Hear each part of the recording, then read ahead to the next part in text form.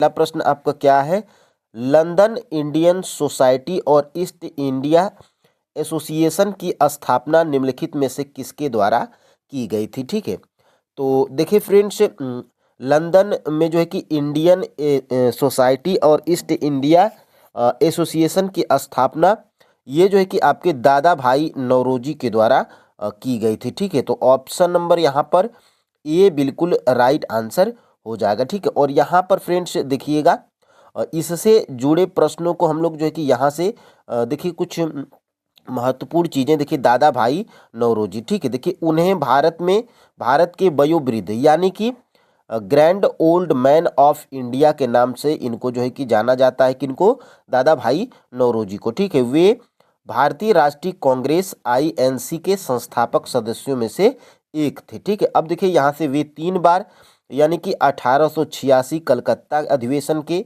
1893 लाहौर अधिवेशन के और 1906 कलकत्ता अधिवेशन के अध्यक्ष बने थे। कौन? दादा भाई नौरोजी। ठीक है, देखिए वह यूके हाउस ऑफ कॉमन्स के लिए जो है कि चुने गए सांसद के पहले भारतीय सदस्य। ठीक है, अब देखिए ये फ्रेंड्स आपके हाउस ऑफ कॉमन्स के सदस्य कब चुने गए थे, तो यहाँ पे आपको जो है कि जानकारी होना चाहिए।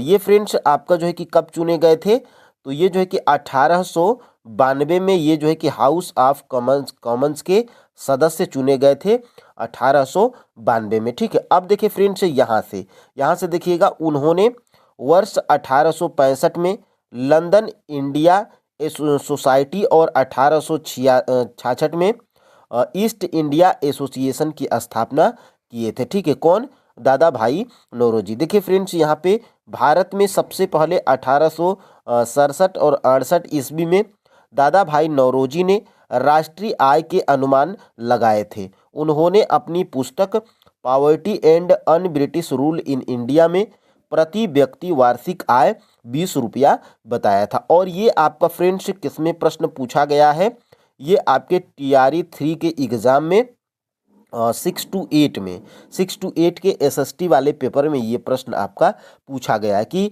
Poverty and un British rule in India किसकी पुस्तक है, तो ये दादा भाई नौरोजी की पुस्तक है। ठीक है, अब देखिए फ्रेंड्स हम लोग दूसरा प्रश्न यहाँ पे देखेंगे, गणपति उत्सव की शुरुआत 1893 में जो है कि किसके द्वारा की गई थी। ठीक है, तो देखिए फ्रेंड्स गणपति उत्सव की शुरुआत 1893 में बाल गंगाधर तिलक के द्वारा जो है कि इसकी शुरुआत की गई थी। ठीक है, तो ऑप्शन नंबर यहाँ पर बी बिल्कुल राइट आंसर हो जाएगा। अब देखिए यहाँ से इसके बारे में थोड़ी सी जानकारी जो है कि हम लोग कलेक्ट करेंगे। यहाँ पे देखिए बाल गंगाधर तिलक, उन्होंने गणपति महोत्सव 1893 ईस्वी और शिवाजी महोत्सव 1895 ईस्वी का जो है कि आयोजन किया था।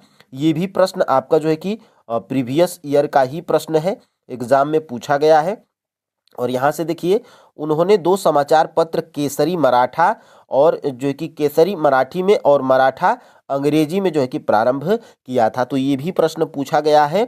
देखिए उन्होंने द आर्कटिक होम ऑफ वेद और गीता रहस्य नामक पुस्तकें लिखी हैं। कौन? बाल गंगाधर तिलक। 1916 ईस्वी में होम रूल लीग की शुरुआत, ये भी प्रश्न आपका जो है कि पूछा गया है। और देखिए तिलक का जो है कि नारा क्या था, स्वराज मेरा जन्मसिद्ध अधिकार है और मैं इसे लेकर रहूंगा। यह कथन किसका है, तो बाल गंगाधर तिलक का। देखिए उन्हें लोकमान्य की उपाधि से सम्मानित किया गया था, तो प्रश्न ये भी पूछा जा सकता है कि लोकमान्य की उपाधि से किसे सम्मानित किया गया था, तो बाल गंगाधर तिलक को। ठीक है, अब देखिए फ्रेंड्स यहाँ से तीसरा प्रश्न हमारा क्या है, सुभाष चंद्र बोस के राजनीतिक गुरु कौन थे।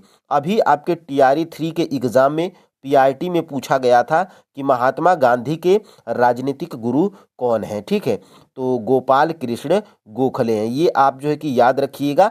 और इस प्रश्न में क्या पूछा गया है, सुभाष चंद्र बोस के राजनीतिक गुरु कौन थे। ठीक है, तो देखिए फ्रेंड्स सुभाष चंद्र बोस के राजनीतिक गुरु चितरंजन दास। ठीक है, तो यहाँ पे ऑप्शन नंबर जो है कि सी बिल्कुल राइट आंसर हो जाएगा। अब इसके बारे में थोड़ा सा कलेक्ट करेंगे तो देखिए सुभाष चंद्र बोस, देखिए फ्रेंड्स इनका जन्म कब होता है, 23 जनवरी 1897 के जो है कि कटक में होता है।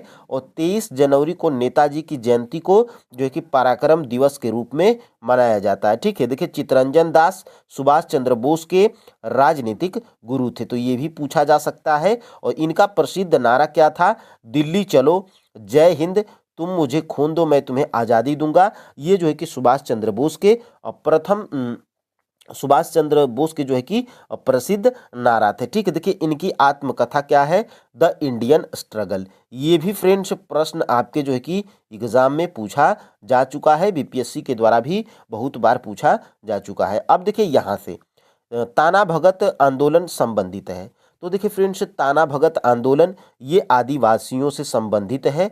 ऑप्शन नंबर जो है कि यहाँ से बी बिल्कुल राइट आंसर हो जाएगा। अब यहाँ से इसके बारे में थोड़ा सा कलेक्ट करेंगे। देखिए ताना भगत आंदोलन अप्रैल 1914 में जो है कि शुरू हुआ था और 1919 में जो है कि समाप्त हुआ था। तो ये भी प्रश्न पूछा जाता है। यह जतरा भगत और तुरिया भगत द्वारा शुरुआत किया गया एक आदिवासी आंदोलन था। कौन, तो ताना भगत। ठीक है, यह आंदोलन ब्रिटिश भारत के छोटा नागपुर क्षेत्र वर्तमान जो कि झारखंड में है यहाँ पर इसका हुआ था। ठीक है, देखिए इसे उरांव ताना भगत आंदोलन के नाम से भी जो है कि जाना जाता है। और देखिए ताना भगतों ने अंग्रेजों द्वारा उन पर लगाए गए करों का विरोध किया और उन्होंने सत्याग्रह सविनय अवज्ञा आंदोलन का जो है कि मंचन किया। ठीक है, तो ये महत्वपूर्ण है। और यहाँ से देखिएगा उन्होंने जमींदारों, बनियों, साहूकारों, मिशनरियों और अंग्रेजों का जो है कि विरोध किया था। तो ये भी प्रश्न बन सकता है, यहाँ पे इसको आप जो है कि कलेक्ट कर सकते हैं। अब देखिए फ्रेंड्स कलकत्ता में एशियाटिक सोसाइटी ऑफ बंगाल की स्थापना 1784 ईस्वी में किसने की थी। ये भी आपके जो है कि TRE 2 में प्रश्न पूछा गया है, तो इसलिए जो है कि इसको यहाँ पे कलेक्ट। देखिए फ्रेंड्स इस प्रैक्टिस सेट का जो है कि लाभ आपको ये मिलेगा कि आपको देखिए NCERT के प्रश्न मिलेंगे और TRE 1, TRE 2 और TRE 3 में NCERT से ही प्रश्न पूछे गए हैं। और इसमें बीच बीच में आपको फ्रेंड्स प्रीवियस ईयर के भी प्रश्नों को जो है कि अभ्यास होता रहेगा। ठीक है, देखिए कलकत्ता में एशियाटिक सोसाइटी ऑफ बंगाल की स्थापना 1784 ईस्वी में विलियम जोन्स के द्वारा किया गया था। ये आपके क्लास 8th के NCERT हिस्ट्री में जो है कि ये दिया गया है। ठीक है, तो ऑप्शन नंबर यहाँ पर बी बिल्कुल राइट आंसर हो जाएगा। ठीक है, अब देखिए फ्रेंड्स यहाँ से इसके बारे में थोड़ा सा कलेक्ट करेंगे तो देखिए यहाँ से भारतीय राष्ट्रीय कांग्रेस के दूसरे मुस्लिम अध्यक्ष कौन थे। देखिए फ्रेंड्स इसमें दूसरे मुस्लिम अध्यक्ष कौन थे, तो मोहम्मद रहीमतुल्लाह सयानी थे। तो वो ऑप्शंस में नहीं दिया गया है। और पहला पूछा जाता तो पहला आपके जो है कि बदरुद्दीन तैयब जी। ठीक है, तो भारतीय राष्ट्रीय कांग्रेस के पहले मुस्लिम अध्यक्ष पूछा जाएगा तो ये आपके कौन थे, तो ये बदरुद्दीन तैयब जी। ठीक है, और यहाँ पे क्या पूछा गया है, दूसरे मुस्लिम अध्यक्ष, तो दूसरे कौन है, दूसरे फ्रेंड्स ये जो है कि आपके अभी मैं ऊपर आपको बताया था मोहम्मद रहीमतुल्लाह सयानी। तो शॉर्टकट में आप जो है कि इसको सयानी याद रख सकते हैं। और देखिए मोहम्मद रहीमतुल्लाह सयानी किसी भी ऑप्शंस में नहीं है जो कि भारतीय राष्ट्रीय कांग्रेस के दूसरे मुस्लिम अध्यक्ष थे। तो ये जो है कि आपका यहाँ से ऑप्शन नंबर ई जो है कि राइट आंसर हो जाएगा। अब यहाँ पे कॉन्सेप्ट आपका जो है कि क्लियर होगा। देखिए कांग्रेस की स्थापना 1885 में A.O. ह्यूम के द्वारा की गई थी। ये TRE 3.0 ये जो है कि PYQ का प्रश्न है, ये आपका जो है कि PYQ का है। TRE 3.0 PRT में प्रश्न पूछा गया है जिसको आप जो है कि याद रख सकते हैं। ठीक है, अब देखिए कांग्रेस के पहले अध्यक्ष कौन थे, तो WC बनर्जी 1885 बम्बई की अध्यक्षता किए थे जो कि कांग्रेस के पहले अध्यक्ष थे। कांग्रेस के पहले पारसी अध्यक्ष कौन थे, तो दादा भाई नौरोजी 1886 में कलकत्ता अधिवेशन की अध्यक्षता किए थे। कांग्रेस के प्रथम मुस्लिम अध्यक्ष तो अभी मैं ऊपर आपको बताया था बदरुद्दीन तैयब जी 1887 में मद्रास की जो है कि अध्यक्षता किए थे। कांग्रेस के पहले अंग्रेज अध्यक्ष तो ये जॉर्ज यूले थे 1888 इलाहाबाद में जो है कि अध्यक्षता किए थे। और ये भी प्रश्न आपका जो है कि पूछा जा सकता है जो कि मोस्ट इम्पोर्टेंट है। अब यहाँ से बहुत से एग्जामों में भारतीय राष्ट्रीय कांग्रेस के प्रथम मुस्लिम अध्यक्ष पूछा जाता है तो दादा भाई नौरोजी, लेकिन अगर दूसरा पूछ दिया जाए तो मोहम्मद रहीमतुल्लाह सयानी 1896 में जो है कि कलकत्ता की अध्यक्षता किए थे। ठीक है, तो ये इम्पोर्टेंट है फ्रेंड्स, इसको स्टार मार्क करके यहाँ पे इम्पोर्टेंट हम लोग कर लेंगे। ठीक है, और देखिए फ्रेंड्स, ये सारे प्रश्न आपके NCERT से कलेक्ट किए गए हैं और जैसे कि आपको पता है मैं NCERT बुक्स को चैप्टर वाइज जो है कि कंप्लीट किया हूँ। ठीक है, अब देखिए यहाँ से राजनीति की प्रारंभिक पुस्तक नीतिसार जो है कि किसके द्वारा लिखी गई थी। तो ये फ्रेंड्स देखिएगा, ये जो राजनीति की प्रारंभिक पुस्तक नीतिसार, ये जो है कि किसके द्वारा लिखी गई है, तो ये जो है कि कामंदक के द्वारा लिखी गई है।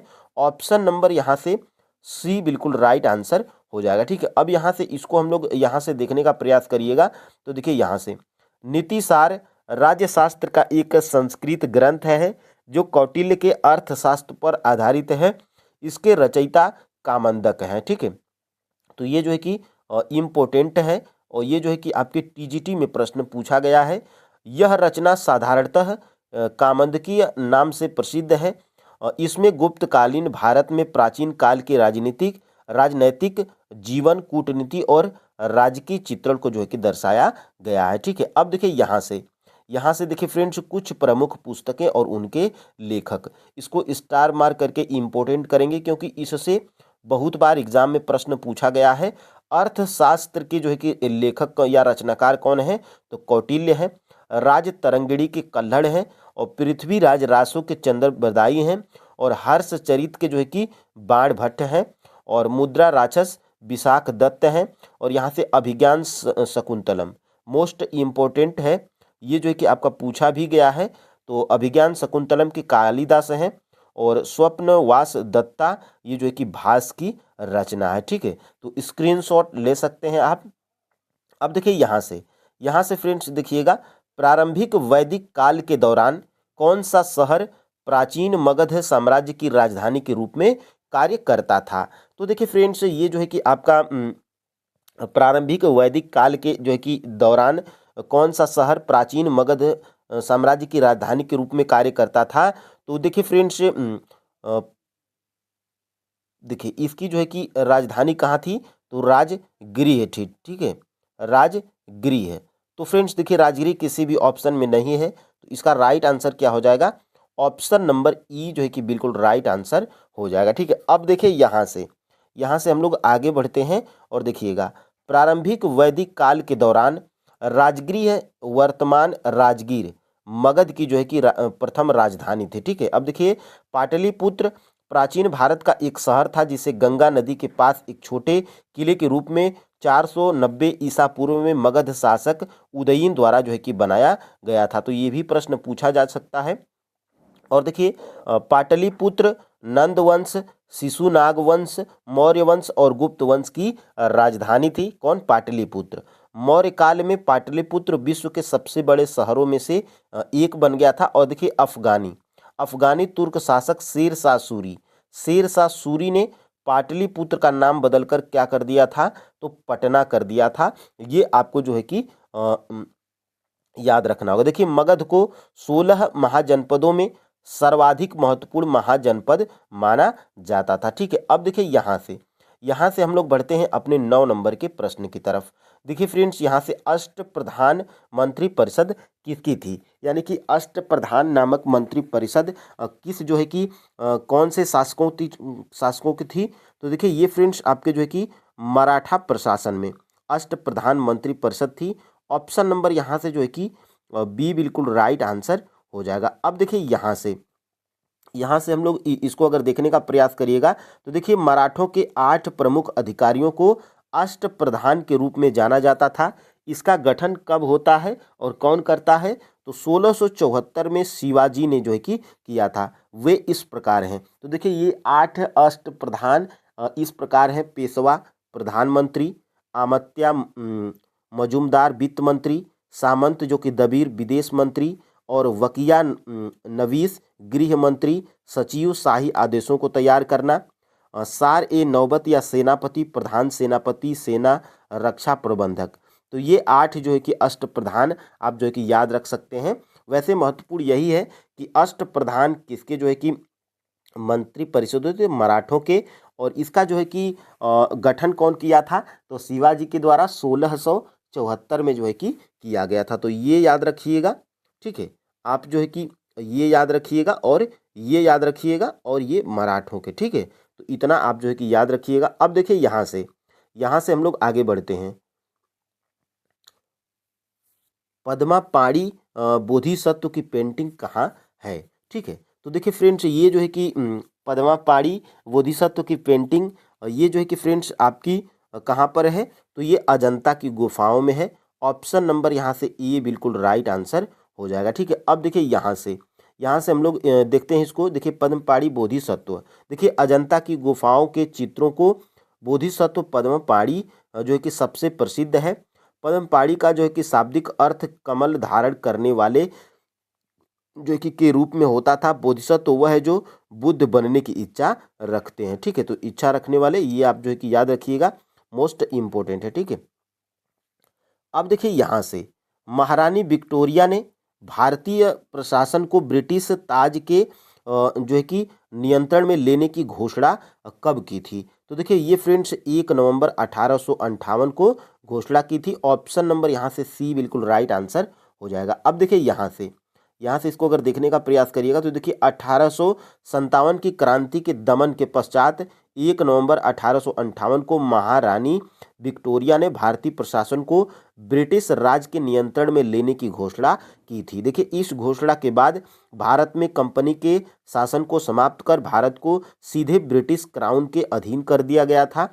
यह प्रावधान किया गया कि भारत ताज के नाम पर एक सरकार होगी और गवर्नर जनरल को वायसराय नामक एक नया शीर्षक दिया गया जो ताज का प्रतिनिधि होगा, ठीक है। देखिए लॉर्ड कैनिंग भारत के पहले वायसराय थे, तो ये भी जो है कि पूछा जा सकता है। अब देखिए यहाँ से 12 नंबर का प्रश्न क्या है, 1947 के जो है कि भारतीय राष्ट्रीय कांग्रेस के दिल्ली अधिवेशन की अध्यक्षता किसने की थी, तो देखिए फ्रेंड्स मोस्ट इम्पोर्टेंट है क्योंकि 1947 में हमें आज़ादी मिली थी और उसी समय जो है कि 1947 के भारतीय राष्ट्रीय कांग्रेस के दिल्ली अधिवेशन की अध्यक्षता कौन किया था, तो ये जो है कि आपके डॉक्टर राजेंद्र प्रसाद के द्वारा किया गया था।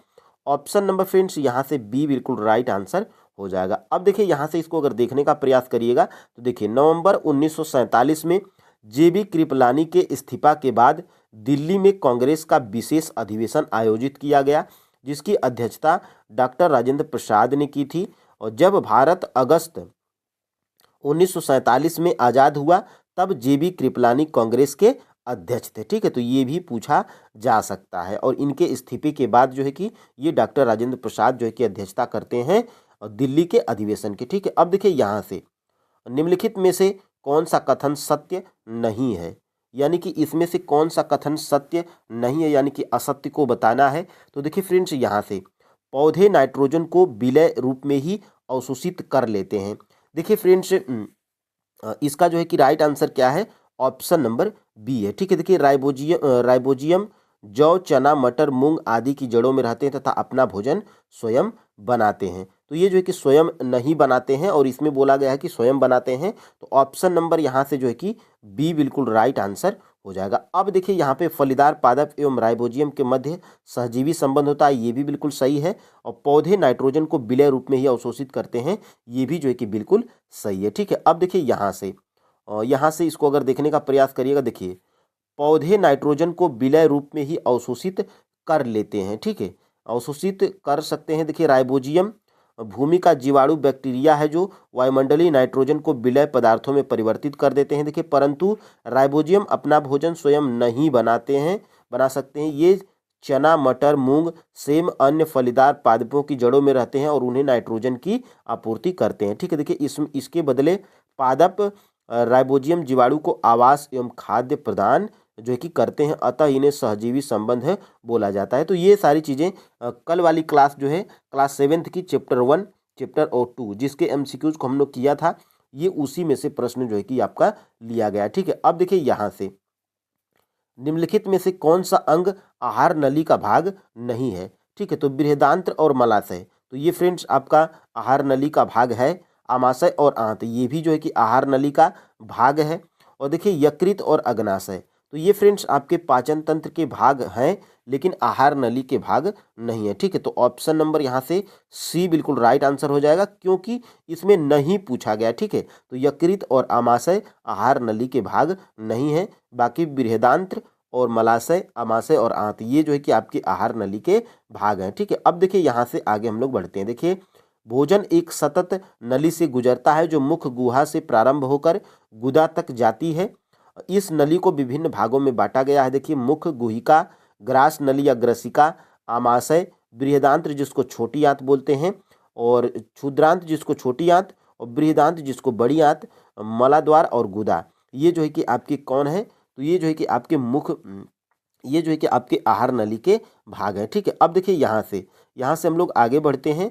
मवेशिया में जो है कि मेडकाउ रोग तथा मनुष्यों में जो है कि CR जैकब रोग का जो है कि कारक कौन है, तो इसका जो है कि कारक फ्रेंड्स ये है आपका प्रोसंग या प्रिओन, ये आप याद रखिएगा, ये डायरेक्ट आपके NCERT बुक्स में दिया गया है। ठीक है, अब देखिए यहाँ से हम लोग देखते हैं। देखिए आधुनिक चिकित्सा में कुछ संक्रामक न्यूरोलॉजिकल बीमारियां असामान्य रूप से फोल्ड प्रोटीन वाले कारकों द्वारा प्रेषित पाई गई। इन कारकों का जो है कि आकार वायरस के आकार के समान था। इन कारकों को जो है कि प्रोसंग कहा गया। ठीक है, तो ये आप जो है कि याद रख सकते हैं। और देखिए यहाँ से आगे हम लोग बढ़ते हैं, और यहाँ से ये आप जो है कि ले लीजिएगा स्क्रीनशॉट, जो कि महत्वपूर्ण है। अब देखिए फ्रेंड्स यहाँ से हम लोग बढ़ते हैं आगे।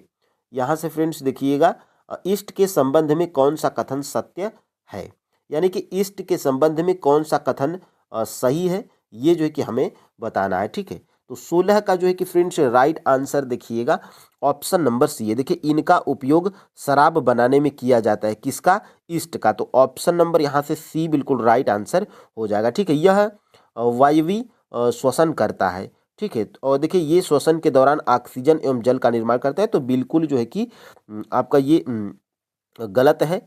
ठीक है, अब देखिए यहाँ से ये फैक्ट आपका क्लियर होगा। देखिए ईस्ट जैसे अनेक जीव वायु की अनुपस्थिति में जीवित रह सकते हैं। ऐसे जीव अवायवीय श्वसन के द्वारा ऊर्जा प्राप्त करते हैं, इन्हें अवायवीय जीव कहते हैं। ऑक्सीजन की अनुपस्थिति में भी भोजन विखंडित हो सकता है, यह प्रक्रम अवायवीय श्वसन कहलाता है। ठीक है, देखिए ऑक्सीजन की अनुपस्थिति ग्लूकोज और एल्कोहल और कार्बन डाइऑक्साइड में विखंडित हो जाता है। ठीक है, और देखिएगा ये आपका जो है कि क्या है, ईस्ट एक कोशिकीय जीव है। ईस्ट अवायवीय रूप से श्वसन करते हैं और इस प्रक्रिया के समय एल्कोहल निर्मित करते हैं, अतः इसका उपयोग शराब या बियर या वाइन बनाने के लिए किया जाता है। ठीक है, तो सामान्य तौर पे एल्कोहल बनाने के लिए जो है कि ईस्ट का उपयोग किया जाता है।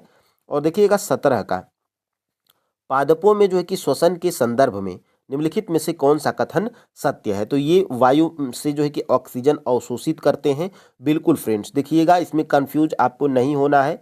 कार्बन डाइऑक्साइड में क्या करते हैं, तो इसमें फ्रेंड्स देखिएगा प्रकाश संश्लेषण में होता क्या है, तो कार्बन डाइऑक्साइड को ये जो है कि ग्रहण करते हैं पौधे, और ऑक्सीजन को जो है कि छोड़ते हैं। ठीक है, ऑक्सीजन को छोड़ते हैं।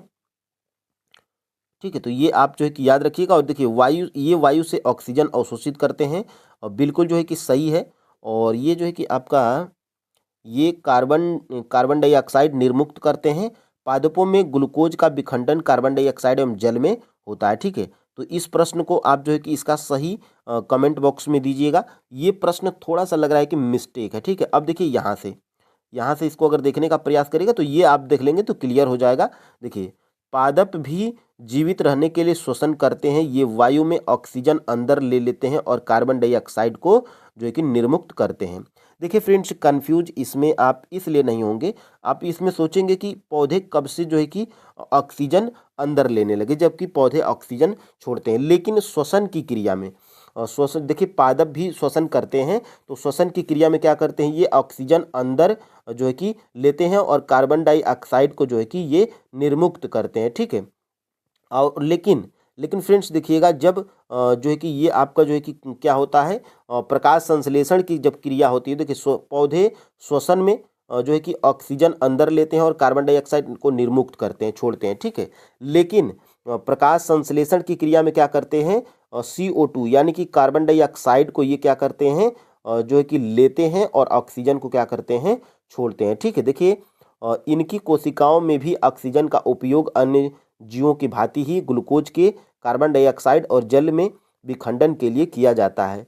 पादप में प्रत्येक अंग वायु से स्वतंत्र रूप से ऑक्सीजन ग्रहण करते हैं, कार्बन डाइऑक्साइड को क्या करते हैं, निर्मुक्त कर सकते हैं। ठीक है, अब देखिएगा यहाँ से हीमोग्लोबिन के संबंध में कौन सा कथन सत्य है। ठीक है, तो देखिए फ्रेंड्स, हीमोग्लोबिन के संबंध में कौन सा कथन सत्य है, तो देखिए यह श्वेत रक्त कोशिकाओं में पाया जाता है।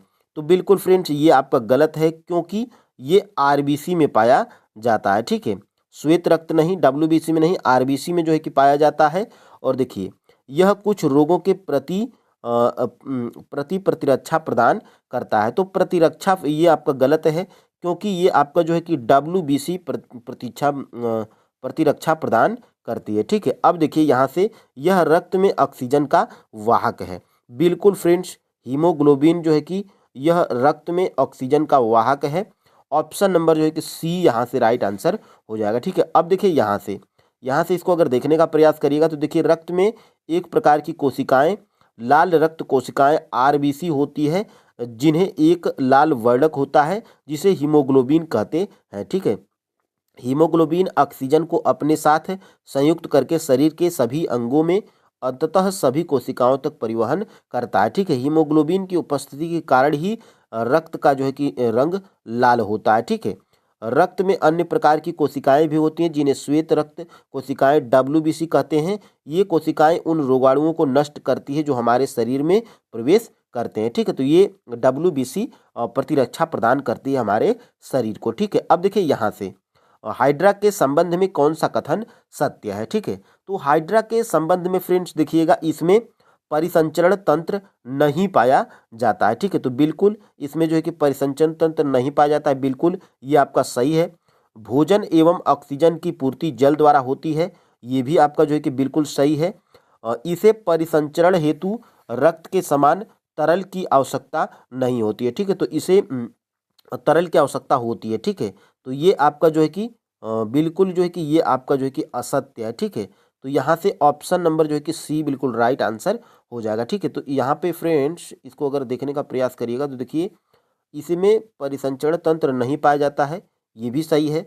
भोजन एवं ऑक्सीजन की पूर्ति जल द्वारा होती है, ये भी सही है।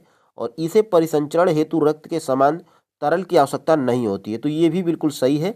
और देखिए असत्य पूछा है, ऐसे कथन वाले ये मैं प्रश्न इसलिए रखा हूँ क्योंकि ये बीपीएससी में पूछा गया है। तो इसका राइट आंसर क्या हो जाएगा, ऑप्शन नंबर ई जो है कि राइट आंसर हो जाएगा। और यहाँ से ये क्लियर हो जाएगा आपका। देखिए स्पंज और हाइड्रा में फेफड़े, रक्त या हृदय नहीं होते हैं। ठीक है, और रक्त या हृदय जो है कि नहीं होंगे, तो इसमें जो है कि परिसंचरण तंत्र नहीं पाया जाएगा। ठीक है, तो इसीलिए जो है कि ऑप्शन नंबर ए भी सही है। और यहाँ से देखिएगा स्पंजों और हाइड्रा जैसे जंतुओं में परिसंचरण तंत्र नहीं पाया जाता है। बिल्कुल फ्रेंड्स, ऊपर यही आपके ऑप्शंस में दिया गया था। जिस जल में वे रहते हैं वहीं उनके शरीर में प्रवेश करके उन्हें भोजन और ऑक्सीजन की आपूर्ति कर देता है। जब जल बाहर निकलता है तो वह अपने साथ कार्बन डाइऑक्साइड और अपशिष्ट पदार्थों को ले जाता है, अतः उन्हें परिसंचरण हेतु रक्त के समान तरल की आवश्यकता नहीं होती है। ठीक है, तो इसीलिए फ्रेंड्स उपयुक्त तीनों ऑप्शन सही था और उसमें असत्य पूछा गया था, तो इसलिए आपका ऑप्शन नंबर ई जो है कि राइट आंसर था। ठीक है, अब देखिए यहाँ से निम्नलिखित में से कौन प्रतिजैविक यानी कि एंटीबायोटिक नहीं है। ठीक है, तो देखिए स्ट्रेप्टोमाइसिन, टेट्रासाइक्लिन, एरिथ्रोमाइसिन, ये आपके क्लास एट्थ की NCERT साइंस में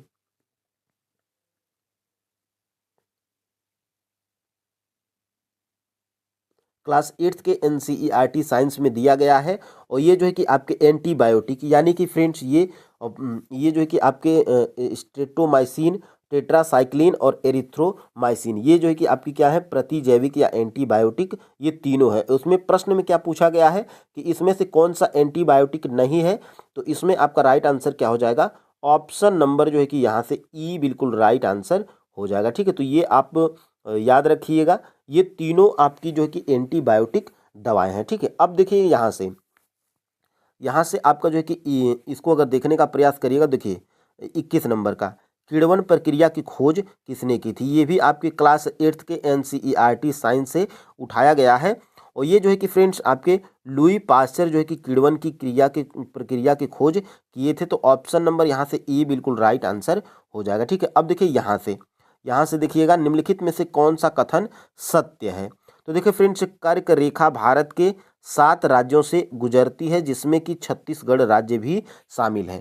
तो देखिए फ्रेंड्स, छत्तीसगढ़ तो राज्य शामिल है ही, लेकिन ये 8 राज्यों से गुजरती है, बल्कि 7 राज्यों से नहीं। ठीक है, तो 8 राज्यों से गुजरती है, इसलिए आपका ये कथन क्या है? गलत है। ठीक है, देखिए मिनिकॉय व मालदीव के मध्य 9 डिग्री चैनल तथा मिनिकॉय व लक्षद्वीप के मध्य 8 डिग्री चैनल स्थित है। ये उल्टा कर दिया है, मिनिकॉय और मालदीव के जो है कि बीच 8 डिग्री है। ठीक है, और ये जो है कि मिनिकॉय और लक्षद्वीप के बीच जो है कि 9 डिग्री है। ठीक है, तो इसलिए ये भी आपका जो है कि गलत है। भारत का दक्षिणतम बिंदु 6:45 उत्तरी अक्षांश पर स्थित है। तो ये आपका कथन सत्य है। ठीक है, तो ऑप्शन नंबर यहाँ से ऑप्शन नंबर जो है कि सी बिल्कुल राइट आंसर हो जाएगा। ठीक है, तो ये आप याद रखिएगा, कर्क रेखा 8 राज्यों से होकर गुजरती है, और मिनिकॉय व लक्षद्वीप के मध्य 8 डिग्री चैनल, जो कि यहाँ से 9 डिग्री चैनल दिया है, और मिनिकॉय व लक्षद्वीप के मध्य जो है कि 9 डिग्री चैनल, जो कि यहाँ पे 8 डिग्री चैनल दिया हुआ था। ठीक है, तो option number A, option number B दोनों जो है कि गलत है। ऑप्शन नंबर सी जो है कि आपका बिल्कुल सही है। ठीक है, यहाँ से फैक्ट आपका क्लियर हो जाएगा। देखिए, कर्क रेखा 23:30 भारत के लगभग मध्य भाग एवं 8 राज्यों से होकर गुजरती है। वो 8 राज्य कौन कौन से हैं? गुजरात, राजस्थान, मध्य प्रदेश, छत्तीसगढ़, झारखंड, पश्चिम बंगाल, त्रिपुरा व मिजोरम से जो है कि, एवं पड़ोसी देश बांग्लादेश से होकर जो है कि गुजरती है। ठीक है, तो यहाँ से भारत का जो कि दक्षिणतम बिंदु कौन है? इंदिरा पॉइंट है, जो ग्रेट निकोबार द्वीप समूह में 6:45 उत्तरी अक्षांश पर स्थित है। पहले इसका नाम जो है कि पिग्मेलियन पॉइंट था। यह भूमध्य रेखा से 876 किलोमीटर दूर है। ठीक है, और ये आप याद रखिएगा, मिनिकॉय व लक्षद्वीप के मध्य जो है कि 9 डिग्री चैनल है, मालदीव व मिनिकॉय के मध्य जो है कि 8 डिग्री चैनल है, और लिटिल अंडमान और निकोबार के मध्य जो है कि 10 डिग्री चैनल है। तो ये महत्वपूर्ण है, ये आपके क्लास 9th के NCERT जियोग्राफी में दिया गया है। ठीक है, अब देखिए, धारवाड़ क्रम की चट्टानों के संदर्भ में कौन सा कथन सत्य है? ठीक है, तो धारवाड़ के क्रम की चट्टानों के संदर्भ में फ्रेंड्स देखिएगा, यह एक परतदार चट्टान का उदाहरण है। ठीक है, इसमें असत्य पूछा गया है। ठीक है, तो असत्य देखिए, ये आपका यह एक परतदार चट्टान का उदाहरण तो बिल्कुल सही है। इसमें जीवाश्म पाए जाते हैं, लेकिन फ्रेंड्स इसमें जीवाश्म नहीं पाए जाते हैं, और यही कथन आपका जो है कि असत्य है। ऑप्शन नंबर यहाँ से बी बिल्कुल राइट आंसर हो जाएगा। भारत के सर्वाधिक खनिज भंडार इसी क्रम के चट्टानों में मिलते हैं, ये भी आपका जो है कि सही है। ठीक है, तो असत्य पूछा गया था, तो असत्य देखिए, इसमें जीवाश्म नहीं पाए जाते हैं। ठीक है, तो ऑप्शन नंबर यहाँ से बी बिल्कुल राइट आंसर हो जाएगा। ठीक है, अब देखिए, यहाँ से धारवाड़ क्रम की चट्टानें, ये अर्कियन क्रम की प्राथमिक चट्टानों के अपरदन व निक्षेपण से निर्मित परतदार चट्टानें हैं। ठीक है, ये अत्यधिक रूपांतरित हो चुकी हैं, इसमें जीवाश्म नहीं मिलते हैं। ठीक है, और आपके ऑप्शन नंबर बी में क्या दिया गया था कि इसमें जीवाश्म मिलते हैं। ठीक है, तो असत्य पूछा था, इसलिए आपका option number B right answer था। ठीक है, देखिए, कर्नाटक के धारवाड़ एवं बेल्लारी जिला, अरावली श्रेणियाँ, बालघाट, रीवा, छोटा नागपुर आदि क्षेत्रों में ये चट्टानें मिलती हैं। भारत की सर्वाधिक खनिज भंडार इसी क्रम के चट्टानों में मिलते हैं। लौह अयस्क, तांबा, स्वर्ण इन चट्टानों में पाए जाने वाले महत्वपूर्ण खनिज हैं। ठीक है, तो यहाँ से प्रश्न आपके एग्जाम में बना है। और देखिए, भारत में 98% कोयला किस क्रम के चट्टानों में मिलता है? ठीक है, लगभग जो है कि 98% कोयला किस क्रम के चट्टानों में मिलता है, ये भारत में पूछा गया है। तो यहाँ से फ्रेंड्स ये गोंडवाना क्रम में मिलता है। भारत के गोंडवाना क्रम में 98% जो है कि कोयला मिलता है। ठीक है, तो ऑप्शन नंबर यहाँ से सी बिल्कुल राइट आंसर हो जाएगा। ठीक है, अब देखिए, यहाँ से देखिएगा, देखिए, ऊपरी कार्बोनिफेरस युग से लेकर जुरैसिक युग तक इन चट्टानों का जो है कि निर्माण अधिक हुआ।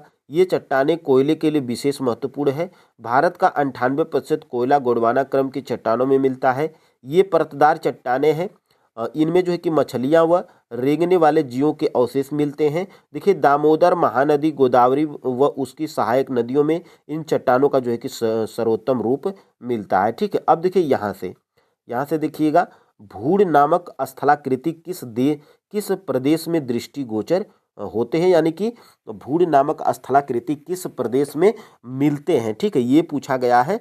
तो ये फ्रेंड्स आपका जो है कि बांगर प्रदेश में जो है कि मिलते हैं। ऑप्शन नंबर जो है कि यहाँ से सी बिल्कुल राइट आंसर हो जाएगा। ठीक है, अब देखिए यहाँ से 26 का हम लोग देखेंगे। देखिए बांगर प्रदेश यह मैदानी भागों का उच्च भाग है जहाँ सामान्यतः बाढ़ का पानी नहीं पहुँच पाता है। ठीक है, देखिए पुराने जलोढ़ों से निर्मित बांगर प्रदेश में कंकड़ व रेत अधिक मात्रा में पाए जाते हैं। जहाँ इस प्रदेश में कंकड़ पत्थरों के कारण असमतल व उच्च भूमि बन गई, उसे जो है कि भूड़ कहा गया। ठीक है, तो यहीं से ये प्रश्न जो है कि आपका पूछा गया था। अब देखिए उदाहरण के लिए गंगा यमुना दोआब के जो है कि ऊपरी भाग में भूड़ के निक्षेप मिलते हैं। ठीक है, तो ये महत्वपूर्ण है।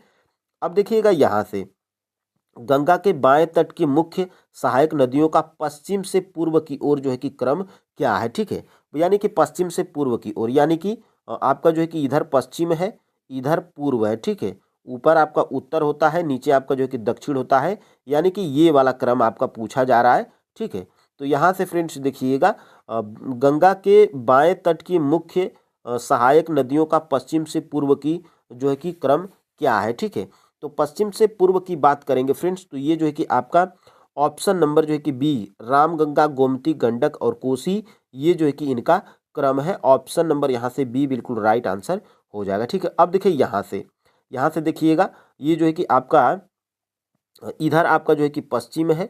ठीक है, इधर आपका पूर्व है। ठीक है, तो इधर से इधर तक बताना है। और देखिए ये आपका जो है कि क्या है, ये आपका जो है कि बायां है। ठीक है, ये आपका बायां है और ये आपका जो है कि दायां है। ठीक है, तो इधर से इधर का क्रम पूछा जा रहा था। तो देखिए इसमें जो है कि रामगंगा है, गोमती है, गंडक है और कोसी है। ठीक है, तो यही पूछा गया था।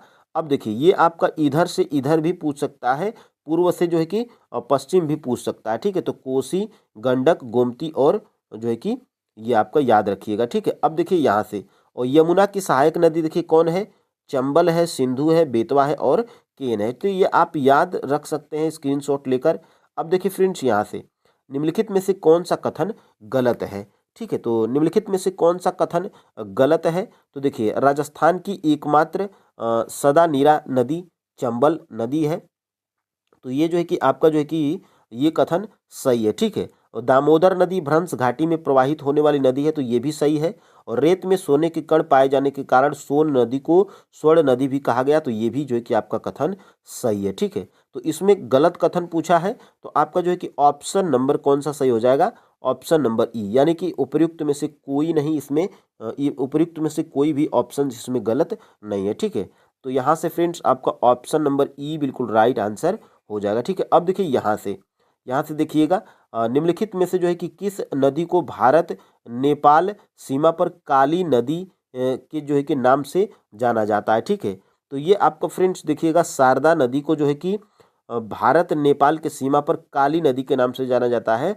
ऑप्शन नंबर यहाँ से जो है कि बी बिल्कुल राइट आंसर हो जाएगा। ठीक है, अब देखिए यहाँ से शारदा यानी कि सरयू नदी, यह नदी नेपाल हिमालय में स्थित मिलाम हिमनद में गोरी गंगा नाम से निकलती है, जो भारत नेपाल सीमा पर काली नदी के नाम से जानी जाती है। उत्तर प्रदेश के बाराबंकी जिले में यह घाघरा नदी से मिलती है, जो इसे चौक के नाम से जाना जाता है। ठीक, ये महत्वपूर्ण है, आप याद रख सकते हैं। और यहाँ से देखिएगा कैजुरीना, केवड़ा एवं बेंदी जो है कि वृक्ष किस प्रकार के वन के उदाहरण हैं। ठीक है, तो ये जो है कि आपके फ्रेंड्स ज्वारी वन के उदाहरण हैं। यहाँ से ऑप्शन नंबर जो है कि यहाँ से ए बिल्कुल राइट आंसर हो जाएगा। कैजुरीना, केवड़ा एवं बेंदी वृक्ष ये जो है कि ज्वारी वन के उदाहरण हैं। ठीक है, तो ऑप्शन नंबर यहाँ से फ्रेंड्स मैं सही बोल रहा हूँ लेकिन गलत टिक कर रहा हूँ। यहाँ से ऑप्शन नंबर जो है कि सी बिल्कुल राइट आंसर हो जाएगा। ठीक है, और यहाँ से देखिएगा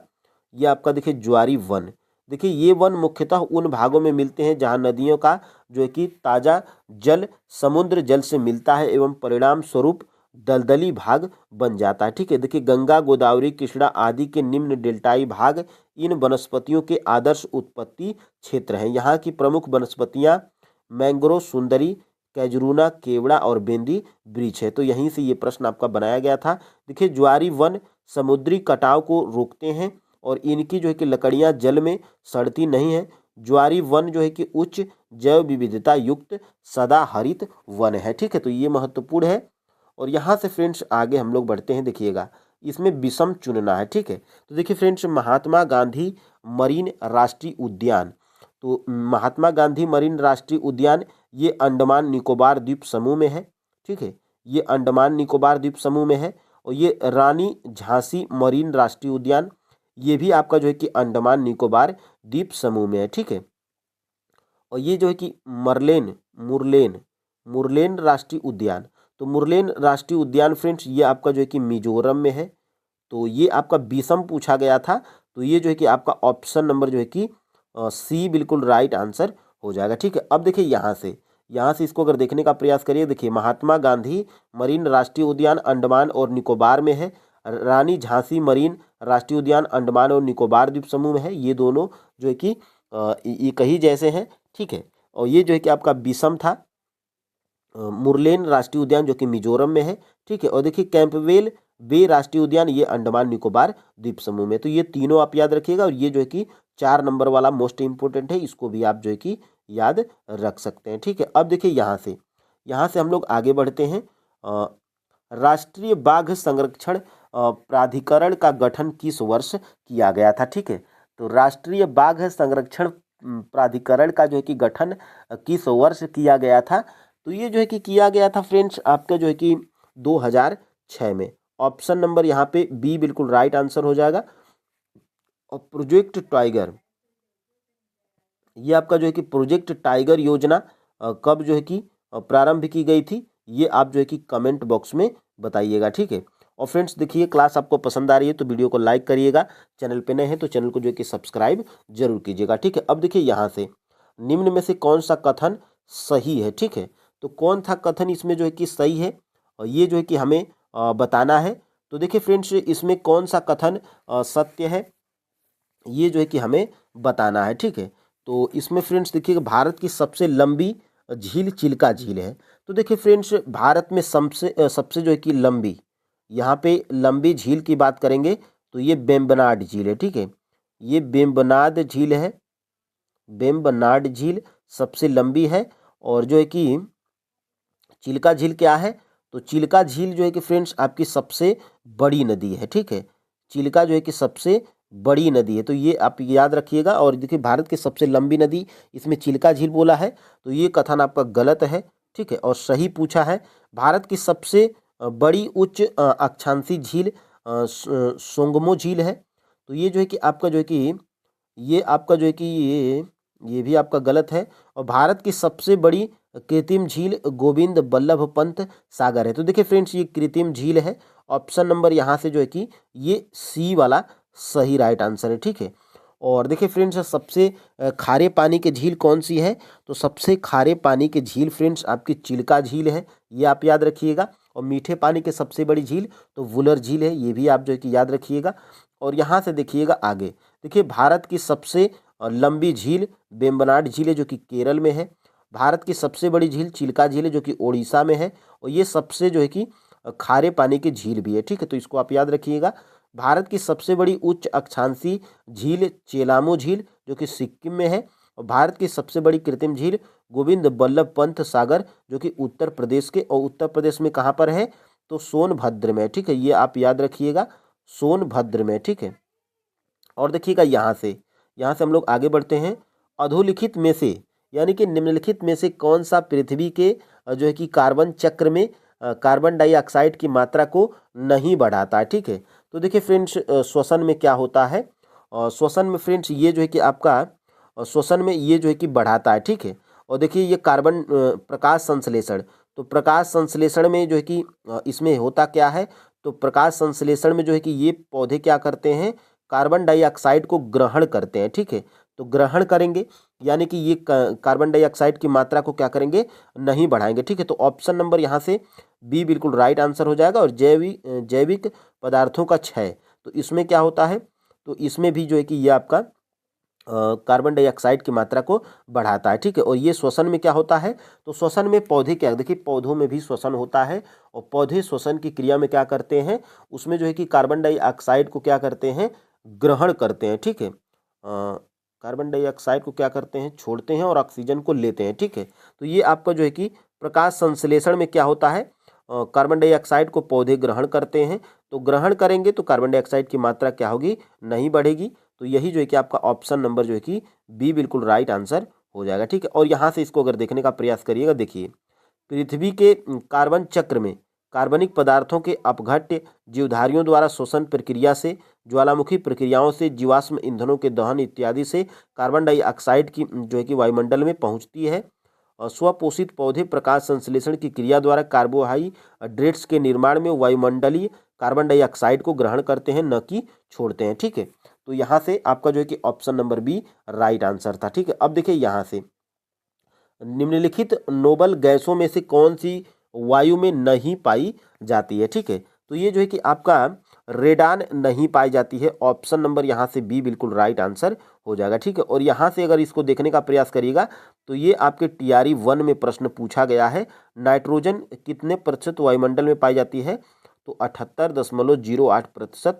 ऑक्सीजन को आप याद रखिएगा 20.95%, और आर्गन को भी आप याद रखिएगा 0.93%, और कार्बन डाइऑक्साइड 0.036%। ठीक है, और ये सभी गैसें वायुमंडल में पाई जाती हैं और रेडान नहीं पाई जाती है। ठीक है, अब देखिए यहाँ से निम्नलिखित में से कौन सा कार्य पेड़ का नहीं है, तो देखिए फ्रेंड्स पेड़ का जो है कि कौन सा कार्य नहीं है। ठीक है, तो 34 का जो है कि राइट आंसर फ्रेंड्स आपका जो है कि देखिए कार्बन डाइऑक्साइड का अवशोषण, तो ये जो है कि पेड़ का कार्य है।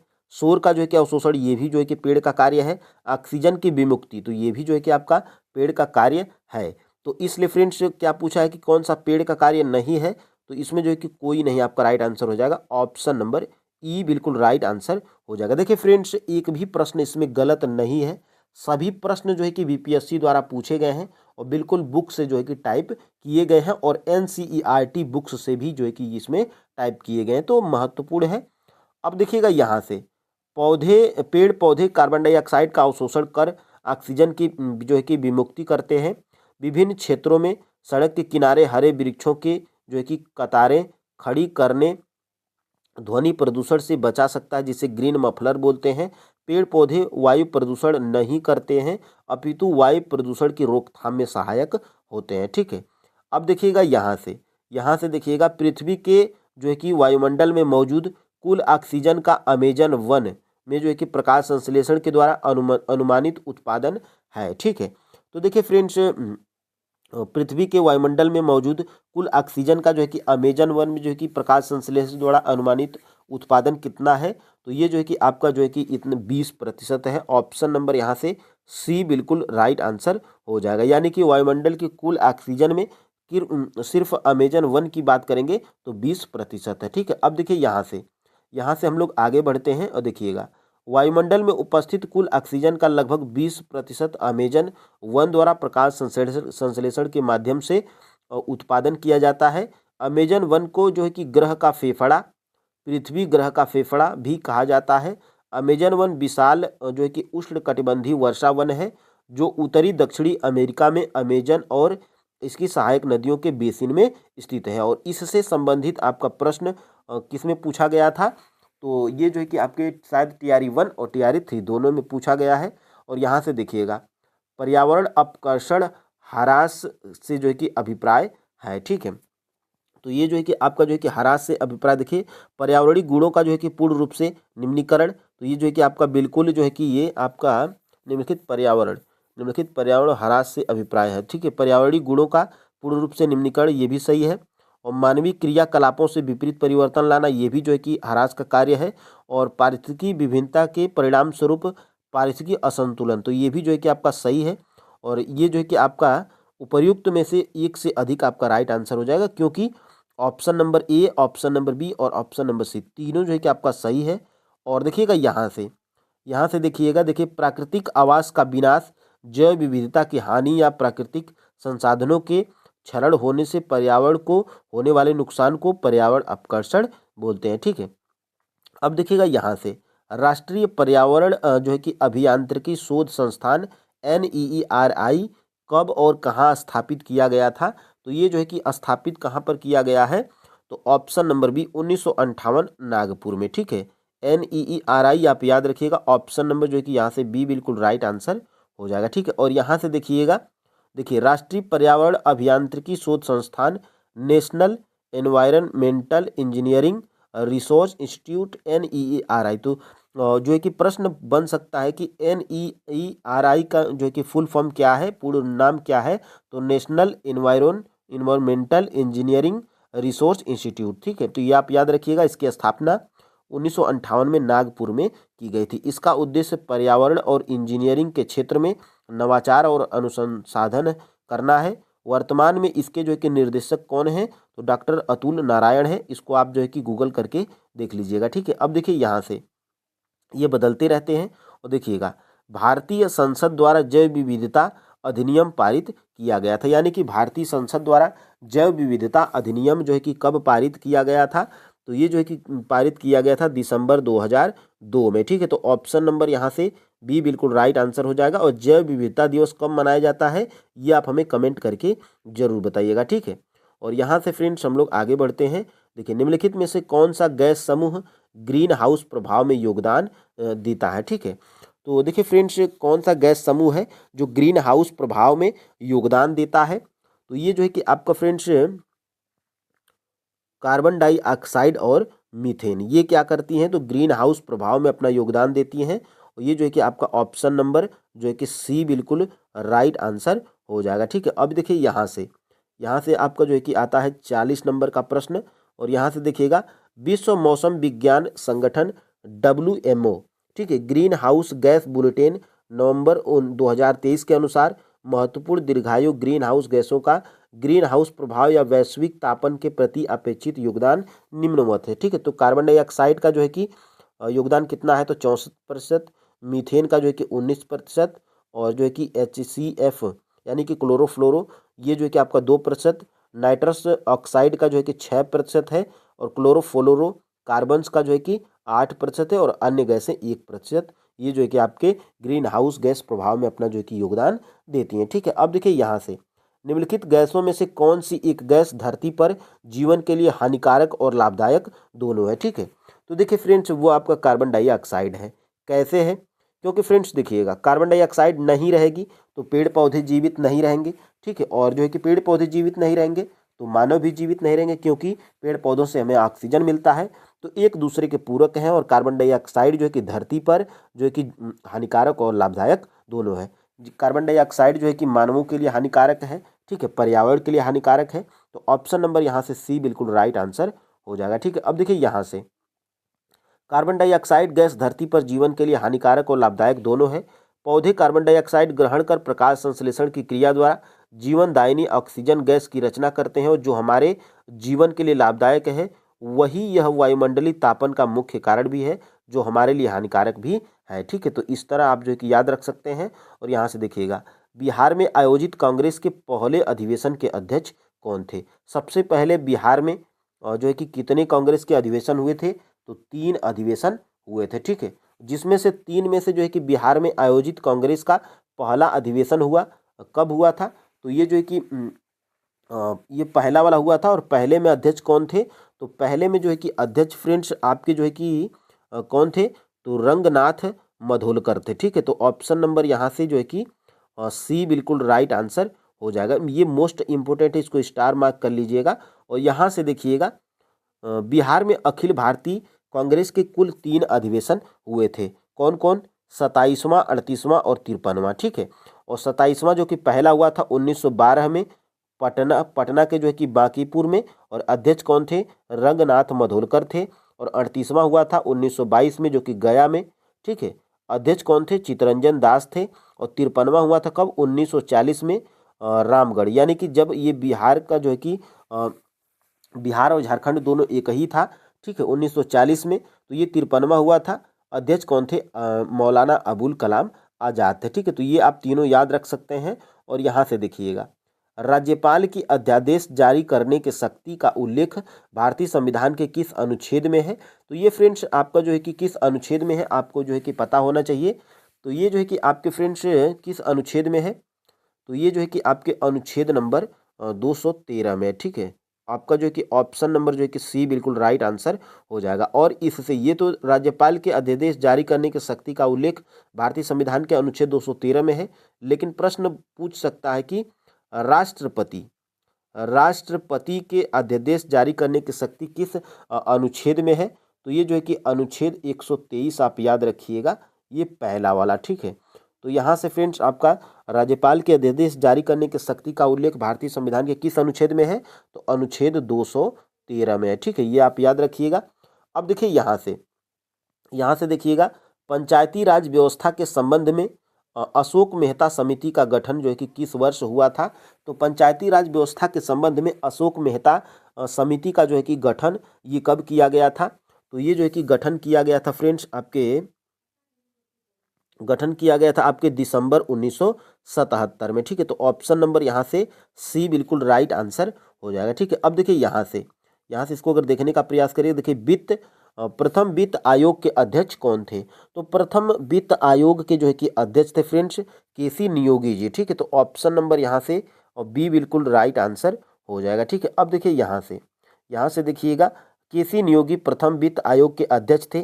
प्रथम वित्त आयोग का गठन 1951 में जो है कि किया गया, जिसने 1952 में अपनी रिपोर्ट जमा की। भारत के 16वें वित्त आयोग के अध्यक्ष डॉक्टर अरविंद पनगड़िया थे। ठीक है, तो ये आप याद रख सकते हैं। और यहाँ से देखिएगा, आपका Mahatma Gandhi and Bihar some reminiscences के लेखक कौन हैं? ये TRE 1 में, PIT में, और ये जो है कि आपके TRE 2 में, और ये TRE 3 में जो है कि 6 to 8 के SST में ये जो है कि आपका पूछा गया प्रश्न है। Mahatma Gandhi and Bihar some reminiscences के लेखक कौन थे? तो ये जो है कि आपके डॉक्टर राजेंद्र प्रसाद थे। ठीक है, तो ऑप्शन नंबर यहाँ से ए बिल्कुल राइट आंसर हो जाएगा। और ये जो है कि प्रीवियस ईयर का भी है, और ये आपके बिहार SCERT के बुक्स में दिया गया है। ठीक है, देखिए Mahatma Gandhi and Bihar some reminiscences की रचना डॉक्टर राजेंद्र प्रसाद ने 1949 में की थी। और इनकी अन्य प्रमुख रचनाएं डॉक्टर राजेंद्र प्रसाद की देखिए, गांधी जी की देन, बापू के कदमों में, चंपारण में महात्मा गांधी, खादी का अर्थशास्त्र, ये आपके जो है कि डॉक्टर राजेंद्र प्रसाद की प्रमुख रचनाएं हैं। ठीक है, तो याद रखिएगा। आपको जो है कि पहला प्रश्न स्क्रीन पे दिखाई भी दे रहा होगा। ठीक है, देखिए यहाँ पे हम लोग शुरू करते हैं। वह कौन प्रथम भारतीय था जिसने कांग्रेस के कलकत्ता सत्र में स्वराज शब्द का प्रयोग कर स्वराज की मांग उठाई थी? ठीक है, तो वो फ्रेंड्स आपके दादा भाई नौरोजी थे, जिन्होंने कांग्रेस के कलकत्ता अधिवेशन में स्वराज शब्द का प्रयोग कर स्वराज की मांग को उठाए थे। ठीक है, तो ऑप्शन नंबर यहाँ से फ्रेंड्स बी बिल्कुल राइट आंसर हो जाएगा। और यहाँ पर जो है कि इसके बारे में अगर देखने का प्रयास करिएगा, तो देखिए स्वराज शब्द का अर्थ क्या होता है? स्वशासन होता है। ठीक है, देखिए दादा भाई नौरोजी स्वराज की मांग के लिए कलकत्ता अधिवेशन में पहली बार स्वराज शब्द का प्रयोग किया था। ठीक है, और दादा भाई नौरोजी की बात करेंगे तो देखिए 1906 में दादा भाई नौरोजी भारतीय राष्ट्रीय कांग्रेस के अध्यक्ष रहे थे। ठीक है, यह पहली बार था जब स्वशासन की मांग कांग्रेस द्वारा की गई थी। इस अधिवेशन में कांग्रेस ने स्वराज को भारतीयों के अंतिम लक्ष्य के रूप में अपनाया था। ठीक है, और देखिए इस अधिवेशन में बंगाल के विभाजन, स्वराज, स्वदेशी, राष्ट्रीय शिक्षा और बहिष्कार पर प्रस्ताव पारित किया गया था। ठीक है, तो ये सारी चीजें फ्रेंड्स आपके NCERT और SCERT के बुक्स में दी गई है। ठीक है, और यहाँ पर फ्रेंड्स देखिएगा, फारसी यात्री अब्दुल रज्जाक भारत में किस राजा के शासनकाल में आया था? ठीक है, तो देखिए फ्रेंड्स ये आया था आपका देवराज द्वितीय के जो है कि कार्यकाल में या शासनकाल में। ठीक है, ऑप्शन नंबर यहाँ से सी बिल्कुल राइट आंसर हो जाएगा। ठीक है, और यहाँ पर बात करेंगे इसके बारे में, तो देखिए फ्रेंड्स यहाँ से इसके बारे में यहाँ पे देखिएगा, अब्दुल रज्जाक एक फारसी राजदूत था। ठीक है, जिसे 1900 देखिए फ्रेंड्स 1442 से 1443 ईस्वी में विजयनगर साम्राज्य की यात्रा की थी। ठीक है। अब देखिए अब्दुल रज्जाक के आगमन के समय विजय साम्राज्य के जो है कि राजा देवराज द्वितीय थे। ठीक है। अब देखिए विजयनगर के बारे में अब्दुल रज्जाक ने क्या कहा था, मैंने पूरे विश्व में इसके समान दूसरा नगर नहीं देखा था। ठीक है। और फ्रेंड्स यहाँ पर एक प्रश्न और बहुत ही चर्चित पूछा जाता है कि विजयनगर साम्राज्य की स्थापना कब हुई थी। ठीक है। तो देखिए फ्रेंड्स विजयनगर साम्राज्य की स्थापना 1336 ईस्वी में जो है कि हुई थी। और इसको जो है कि किया कौन था, तो देखिए फ्रेंड्स हरिहर और बुक्का दो भाई थे। ठीक है। इनके द्वारा जो है कि 1336 में विजयनगर साम्राज्य की स्थापना होती है। ये बहुत ही चर्चित प्रश्न है। और यहाँ पे देखिएगा विजयनगर साम्राज्य की यात्रा करने वाले अन्य यात्री कौन हैं, तो देखिए निकोलो कोंटी देवराय प्रथम के जो है कि कार्यकाल में, नुनीज अच्युत राय के कार्यकाल में, बारबोसा कृष्ण देवराय के कार्यकाल में और डोमिंग पायस कृष्ण देवराय के कार्यकाल में। ठीक है। तो ये महत्वपूर्ण है। यहाँ से दो प्रश्न आप याद रखिएगा। अब्दुल रज्जाक एक फारसी राजदूत था, ये याद रखिएगा। ठीक है। और यहाँ पर फ्रेंड्स देखिएगा जब अब्दुल रज्जाक के आगमन के समय विजयनगर साम्राज्य का जो है कि राजा कौन था, तो देवराय द्वितीय थे। ठीक है। और विजयनगर साम्राज्य की स्थापना 1336 ईस्वी में हरिहर और बुक्का नामक दोनों भाइयों ने किया था। ठीक है। अब देखिए यहाँ से हम लोग बढ़ते हैं, तीनों गोलमेज सम्मेलनों में किसने भाग लिया था। देखिए ये भी इसको हम लोग स्टार मार्क इसलिए करेंगे क्योंकि ये बहुत से एग्जामों में पूछा जा चुका है। तीनों गोलमेज सम्मेलनों में भाग किसने लिया था। और फ्रेंड्स आप क्या करेंगे कि डॉक्टर भीमराव अंबेडकर टिक करेंगे और आगे बढ़ जाएंगे और आपका एक प्रश्न गलत हो जाएगा। ठीक है।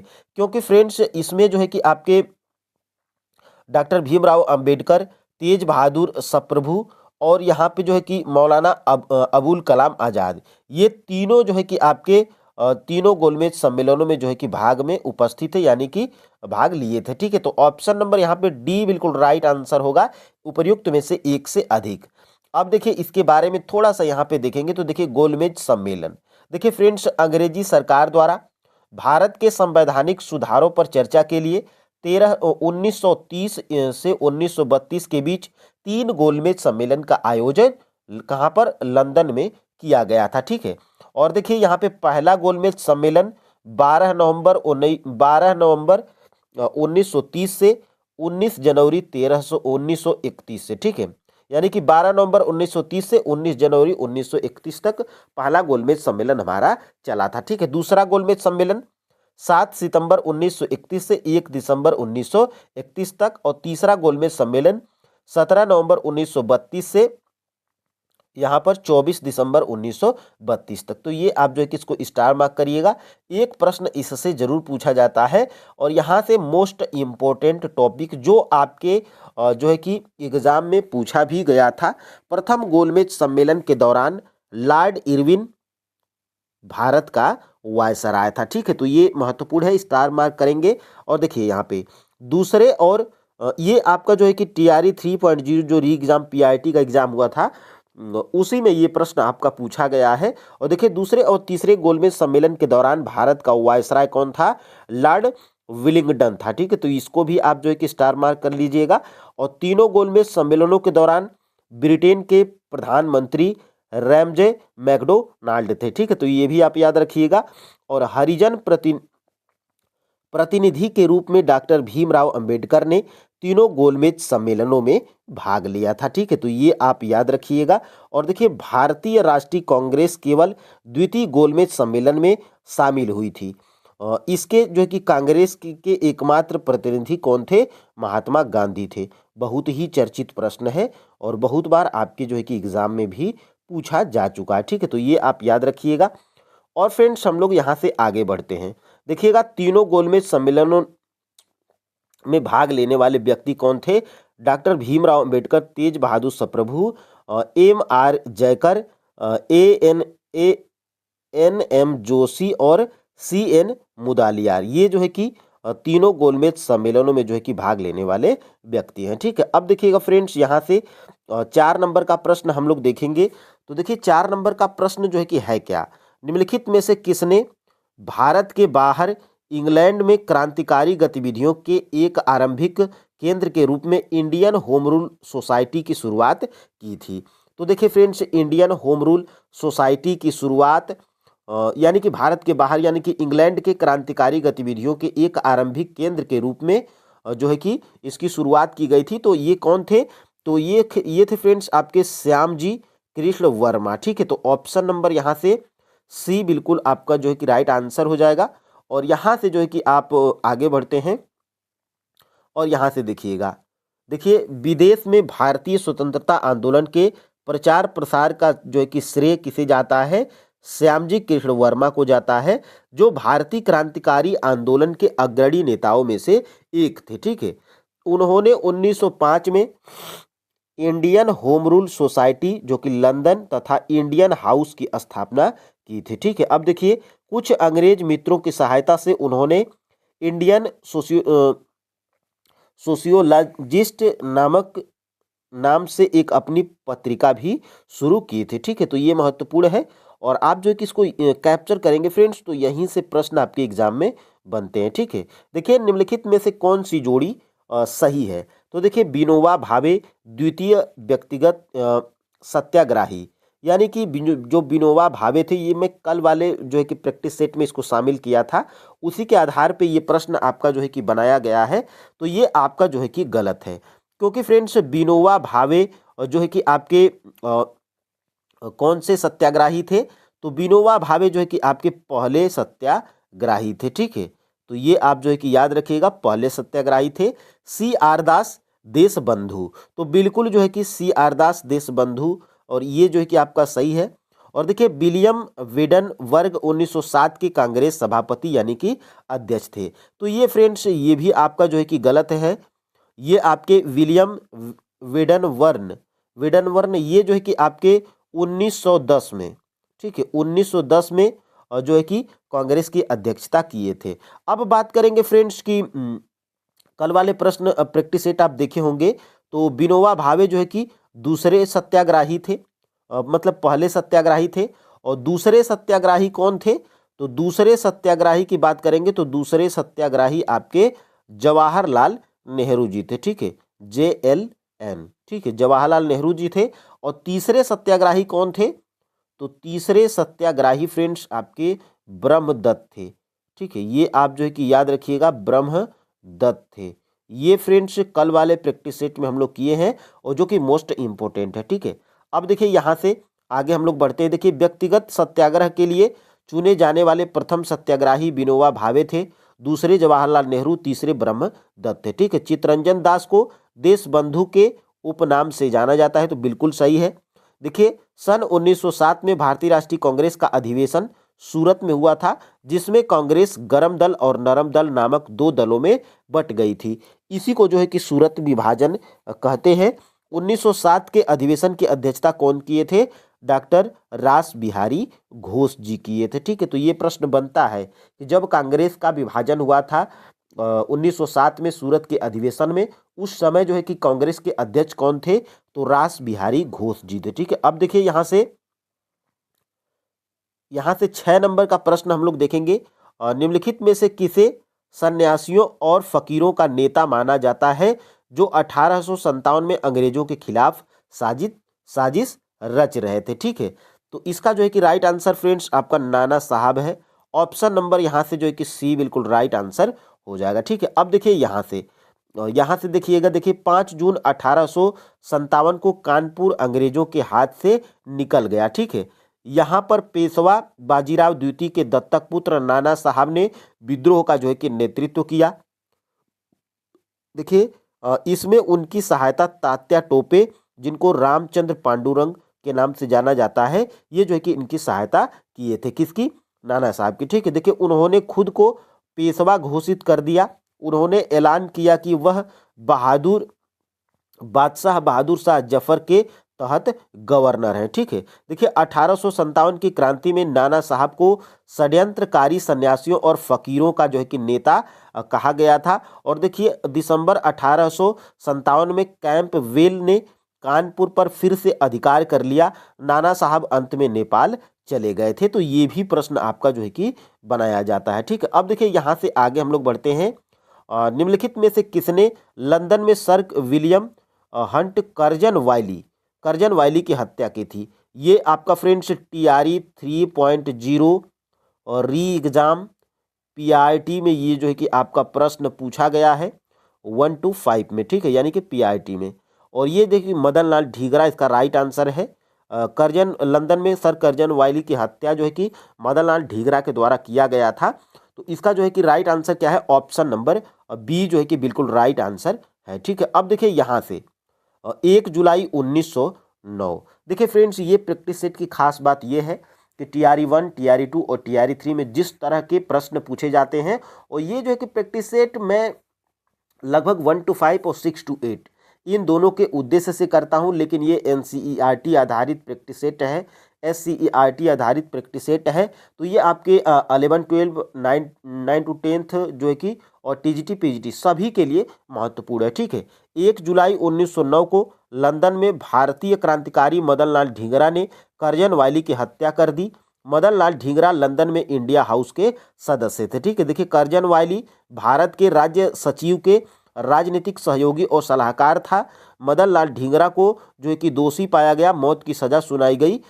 17 अगस्त 1909 को पेंटन विले जेल में इनको जो है कि फांसी दी गई थी। तो ये भी प्रश्न पूछा जा सकता है कि कर्जन वाइली की जिसने हत्या की थी मदन लाल ढींगरा, उनको जो है कि किस जेल में फांसी दी गई थी? तो पेंटन विलेज जेल में जो है कि इनको फांसी दी गई थी। कब दी गई थी? तो 17 अगस्त 1909 को। अब देखिए फ्रेंड्स, यहाँ से 8 नंबर का प्रश्न, निम्नलिखित में से किसने विदेशी आंदोलन का नेतृत्व दिल्ली में किया था?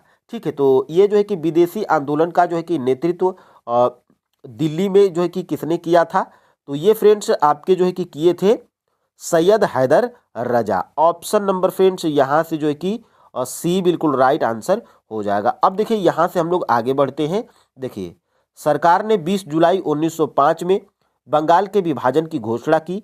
इसका बहिष्कार करने के लिए 7 अगस्त 1905 को कोलकाता टाउन हॉल से विदेशी आंदोलन की औपचारिक घोषणा की गई थी। ठीक है, देखिए स्वदेशी आंदोलन का विस्तार और नेतृत्व करता बम्बई और पुणे बाल गंगाधर तिलक, दिल्ली सैयद हैदर रजा, मद्रास चिदम्बरम पिल्लई, P आनंद चार्लू, और पंजाब एवं उत्तर प्रदेश से अजीत सिंह, लाला लाजपत राय। तो ये चीजें आप जो है कि कैप्चर कर लेंगे।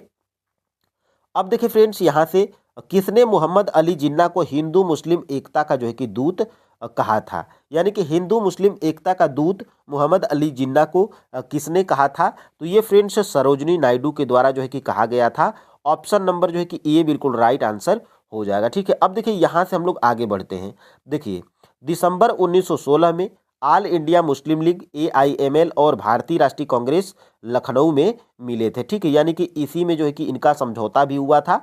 और ये भी प्रश्न आपका बहुत से एग्जामों में पूछा जा चुका है। यानी कि भारतीय राष्ट्रीय कांग्रेस के 1916 के अधिवेशन में जो लखनऊ में हुआ था, उसमें भारतीय राष्ट्रीय कांग्रेस और ऑल इंडिया मुस्लिम लीग के बीच जो है कि समझौता हुआ था। ठीक है, और यहाँ पर देखिएगा, यह जिन्ना के अथक प्रयासों के कारण था कि कांग्रेस पहली और आखिरी बार अलग अलग निर्वाचकों के लिए सहमत हुई। इसे लखनऊ पैक्ट समझौता के नाम से भी जाना जाता है। ठीक है, और देखिए जिन्ना के इन प्रयासों की सराहना करने के लिए सरोजनी नायडू द्वारा हिंदू मुस्लिम एकता के राजदूत की उपाधि इनको मिली थी। किनको? तो इनको जो है कि मिली थी आपके अली जिन्ना को। ठीक है, अब देखिए फ्रेंड्स मोहम्मद अली जिन्ना को। अब देखिए फुतुहात ए आलमगीरी किसके द्वारा लिखी गई है? तो देखिए फ्रेंड्स, कोई भी एग्जाम हो, महत्वपूर्ण पुस्तकें आपके जो है कि पूछी जाती हैं। तो फुतुहात ए आलमगीरी किसके द्वारा लिखी गई है? तो ये जो है कि आपके लिखी गई है ईश्वर दास नागर के द्वारा। ऑप्शन नंबर यहाँ से बी बिल्कुल राइट आंसर हो जाएगा। ठीक है, और ये सारी चीज़ें बिहार SCERT क्लास 9th और 10th में दी गई है। ठीक है, अब देखिए फ्रेंड्स, यहाँ से लेखक और पुस्तक, ये ऐसी पुस्तकें हैं फ्रेंड्स जो हर एक एग्जाम में जरूर पूछी जाती है। ईश्वर दास नागर फुतुहात ए आलमगीरी, बाबर की पुस्तक है तुजुक ए बाबरी, तुर्की भाषा में जो बाबर की आत्मकथा है। जहांगीर, तुजुक ए जहांगीरी, ये आत्मकथा है। गुलबदन बेगम, हुमायूं नामा, जो कि फारसी में लिखी गई है। अबुल फजल आइन ए अकबरी, अकबरनामा। मिर्जा मोहम्मद आलमगीर नामा। अब्दुल हमीद पादशाहनामा और निजामुद्दीन अहमद तबाकत ए अकबरी और इनायत खां शाहजहाना नामा। ठीक है, तो ये महत्वपूर्ण है फ्रेंड्स, आप इसको स्क्रीनशॉट ले सकते हैं। और यहाँ से देखिएगा, निम्नलिखित में से किस राजा ने सर्वप्रथम संस्कृत में एक विस्तृत अभिलेख जारी किया था। ठीक है, तो वो फ्रेंड्स आपके रुद्र दामन थे। ऑप्शन नंबर यहाँ से जो है कि सी बिल्कुल राइट आंसर हो जाएगा। ठीक है, अब देखिए यहाँ से हम लोग आगे बढ़ते हैं। देखिए संस्कृत में पहला विस्तृत अभिलेख जारी करने वाला रुद्रदामन शक शासक था। ठीक है, देखिए विदित है कि काव्य के रूप में प्रथम अभिलेख 150 में काठियावाड़ में जो है कि रुद्रदामन द्वारा लिखवाया गया था। इंपॉर्टेंट फैक्ट है, इसको जो है कि आप याद रख सकते हैं। और यहाँ से हम लोग आगे बढ़ते हैं। देखिए फ्रेंड्स, निम्नलिखित में से किस क्षेत्र में प्रवाल भित्ति नहीं पाई जाती है, ये बताना है कि निम्नलिखित में से जो है कि किस क्षेत्र में प्रवाल भित्ति नहीं पाई जाती है।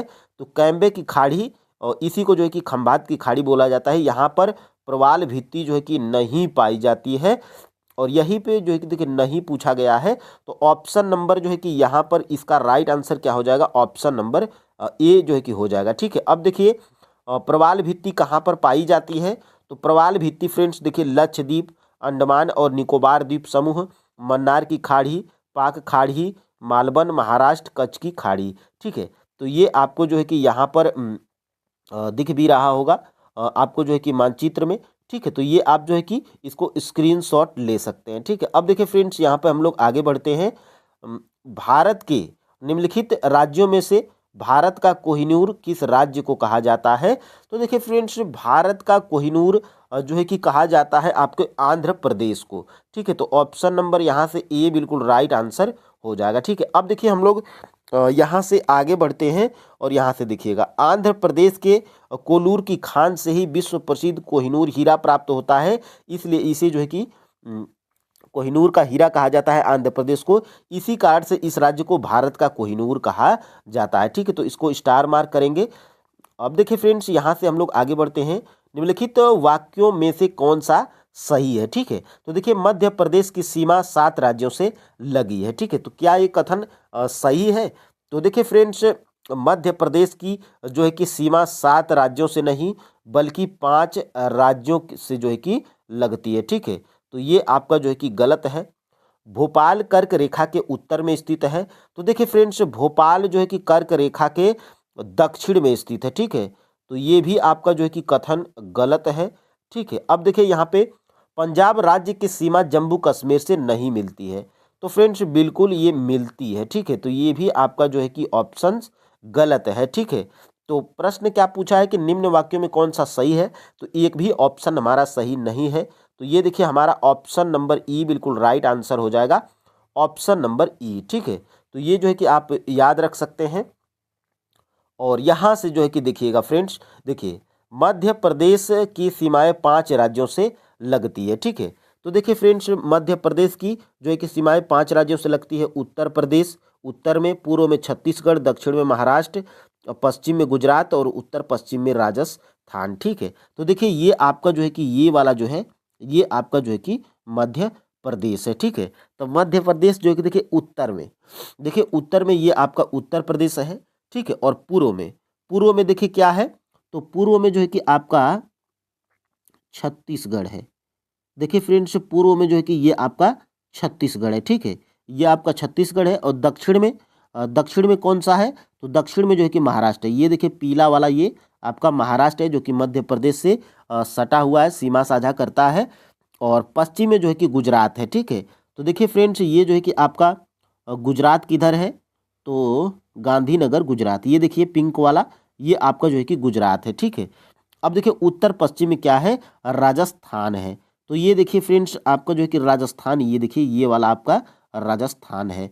तो देखिए मध्य प्रदेश की सीमाएं 5 राज्यों से लगती हैं। ठीक है, अब देखिए यहाँ से भोपाल जिला का विस्तार 23 अंश 4 मिनट उत्तरी अक्षांश से 23:53 उत्तरी अक्षांश तक है, जबकि भोपाल नगर 23:25 उत्तरी अक्षांश पर है, अर्थात कर्क रेखा 23:30 के दक्षिण में स्थित है, न कि उत्तर में। ठीक है, तो ये आप याद रख सकते हैं, ये आपके ऑप्शंस के तरीके से यहाँ पे बताया गया था। ठीक है, अब देखिए पंजाब की सीमाएं 5 जो है कि राज्यों और एक देश से लगती है। ठीक है, तो देखिए फ्रेंड्स उत्तर में जम्मू कश्मीर, देखिए फ्रेंड्स ये आपका जो है कि पंजाब है।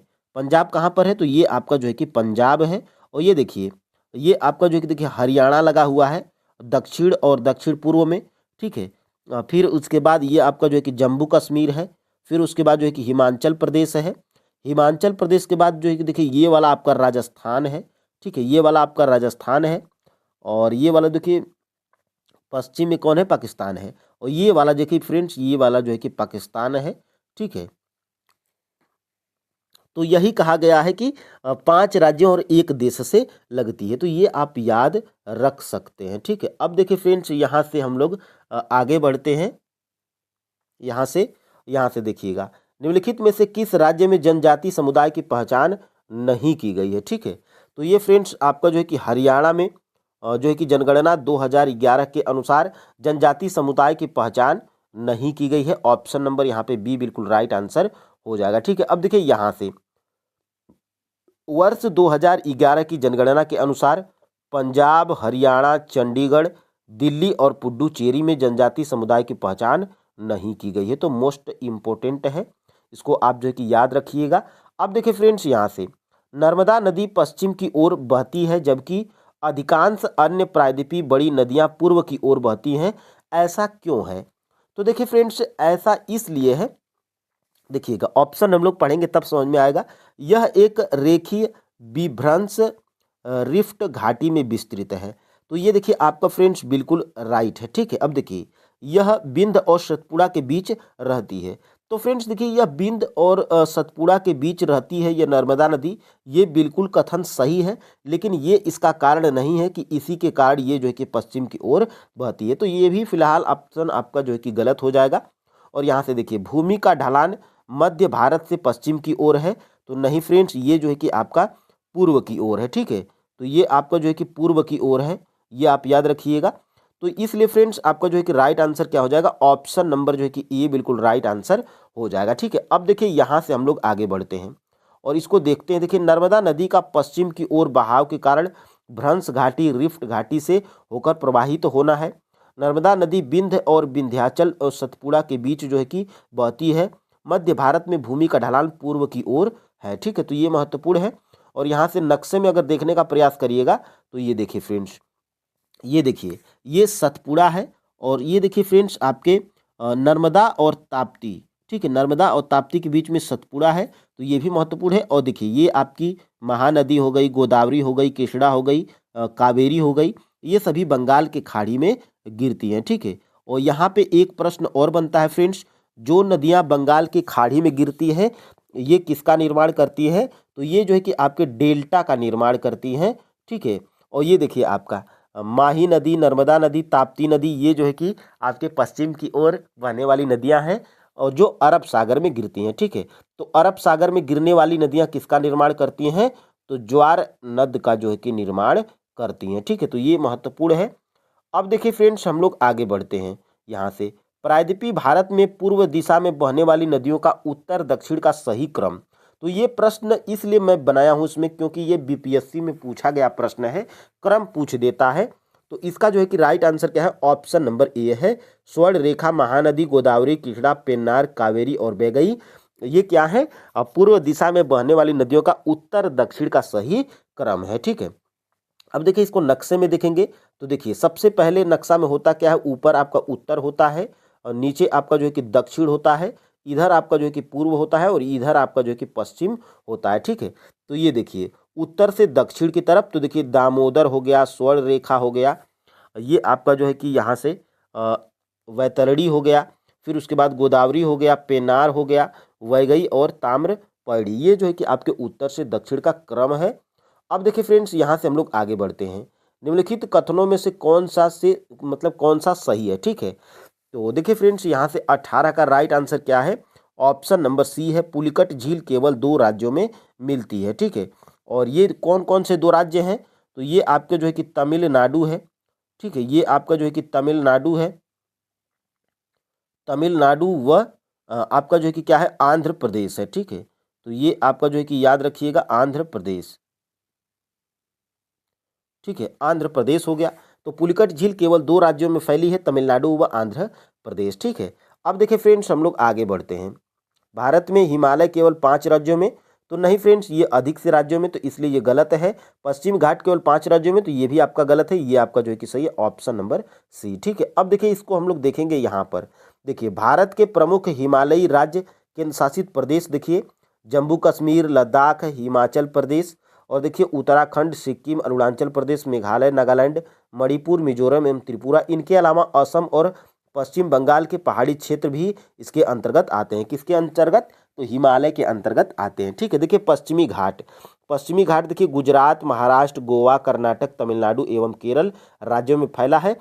इस प्रकार यह 6 राज्यों में फैला हुआ है, ठीक है। और देखिए पुलिकट झील, पुलिकट भारत का दूसरा सबसे बड़ा झील है चिल्का के बाद, ठीक है, लगून है। इसका जो है कि विस्तार तमिलनाडु और आंध्र प्रदेश में, ठीक है। तो ये महत्वपूर्ण है। और यहाँ से फ्रेंड्स हम लोग जो है कि आगे बढ़ते हैं 19 नंबर के प्रश्न की तरफ।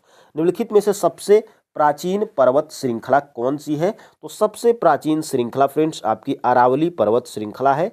ऑप्शन नंबर यहाँ से जो है कि बी बिल्कुल राइट आंसर हो जाएगा, ठीक है। अब देखिए यहाँ से 19 का आपने जो है कि देख लिया। अब देखिए हम लोग देखते हैं यहाँ से 20 नंबर का प्रश्न। तो इससे पहले देखिए अरावली श्रेणी गुजरात के पालनपुर से लेकर राजस्थान एवं हरियाणा से होकर दिल्ली तक लगभग 800 किलोमीटर की जो है कि लंबाई में फैली है। इसका निर्माण प्री कैम्ब्रियन काल में हुआ था। 600 से 570 मिलियन वर्ष पूर्व का जो है कि ये माना जाता है। यह भारत की प्राचीनतम पर्वत श्रृंखला है, जबकि विश्व की सबसे प्राचीनतम पर्वत श्रृंखलाओं में से एक है, ठीक है।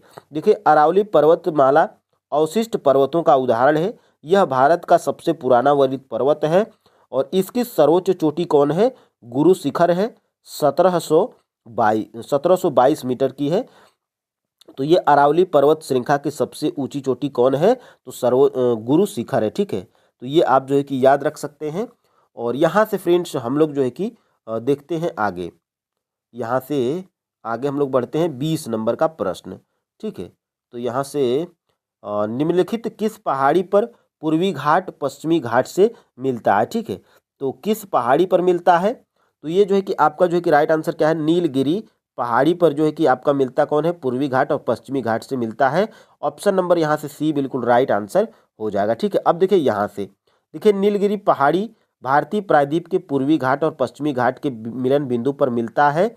नीलगिरी पहाड़ी को ब्लू माउंटेन भी कहा जाता है, मोस्ट इम्पोर्टेंट है। अब देखिए इसकी सर्वाधिक चोटी डोडा बेटा लगभग जो है कि 2637 मीटर ऊंची है, ठीक है। तो ये महत्वपूर्ण है। और यहाँ से फ्रेंड्स देखिएगा ये आपका जो है कि यहाँ से नीलगिरी पूर्वी घाट तथा पश्चिमी घाट, ठीक है। तो ये महत्वपूर्ण है। और यहाँ से देखिएगा ये आपका जो है कि पूर्वी घाट है और ये आपका पश्चिमी घाट है, ठीक है। और यहीं पे देखिए ये नीलगिरी पर्वत मिलता है, ठीक है। अब देखिए फ्रेंड्स यहाँ से कुल्लू घाटी जिन पर्वत श्रेणी के बीच अवस्थित है वह है, यानी कि कुल्लू घाटी किन पर्वत श्रेणी के बीच स्थित है, तो ये जो है कि आपका जो है कि धौलाधर और पीर पंजाल श्रेणी के मध्य में कुल्लू घाटी पर्वत श्रेणी स्थित है, ठीक है। तो ऑप्शन नंबर यहाँ से ए बिल्कुल राइट आंसर हो जाएगा, ठीक है। अब देखिए यहाँ से हम लोग आगे बढ़ते हैं। और कुल्लू घाटी कहाँ पर है, तो कुल्लू घाटी जो है कि आपके हिमाचल प्रदेश में है और घूमने के लिए बहुत ही अच्छी जगह भी है, ठीक है। अब देखिए यहाँ से 22 नंबर का, निम्नलिखित कथनों में से कौन सा कथन सत्य है, ठीक है। तो ये आपके पॉलिटी के यहाँ से प्रश्न आते हैं और इसी तरह के प्रश्न जो है कि आपके एग्जाम में बना भी है, ठीक है। हर चुनाव से पूर्व मतदाता सूची को सुधारा व्यवस्थित किया जाता है, वह 5 वर्ष में मतदाता सूची का जो है कि पूर्ण नवीकरण किया जाता है, तो बिल्कुल सही है। 18 वर्ष की उम्र में प्रत्येक नागरिक को वोट डालने का अधिकार प्राप्त हो जाता है, बिल्कुल सही है। और विधानसभा के चुनाव में उम्मीदवार बनने के लिए न्यूनतम आयु 25 वर्ष, ये भी आपका जो है कि स्टार मार्क कर लेंगे, ये भी आपका सही है। इसलिए फ्रेंड्स आपका यहाँ पे राइट आंसर क्या हो जाएगा, ऑप्शन नंबर जो है कि डी बिल्कुल राइट आंसर हो जाएगा, ठीक है। तो ये आप याद रखिएगा ऑप्शन नंबर डी को, ठीक है। अब देखिए यहाँ से हम लोग आगे बढ़ते हैं। देखिए हर अगले चुनाव में ये आपने यहाँ से जो है कि ये सभी चीज़ें आप देख चुके हैं, ठीक है। अब देखिए यहाँ से चुनाव आयोग के बारे में कौन सा कथन सत्य नहीं है, ये बताना है कि कौन सा कथन सत्य नहीं है, ठीक है। तो चुनाव आयोग चुनाव की अधिसूचना जारी करने से लेकर चुनावी नतीजों की घोषणा तक पूरी चुनाव प्रक्रिया के हर पहलू पर निर्णय लेता है, तो बिल्कुल सही है। चुनाव के दौरान आयोग सरकार को जो है कि दिशा निर्देश मानने का आदेश दे सकता है, तो बिल्कुल चुनाव आयोग ये करता है। चुनाव जैसे आचार संहिता भी लगाता है। चुनाव ड्यूटी पर तैनात अधिकारियों का नियंत्रण सरकार के हाथ में न होकर चुनाव आयोग के हाथ में होता है, तो बिल्कुल सही है।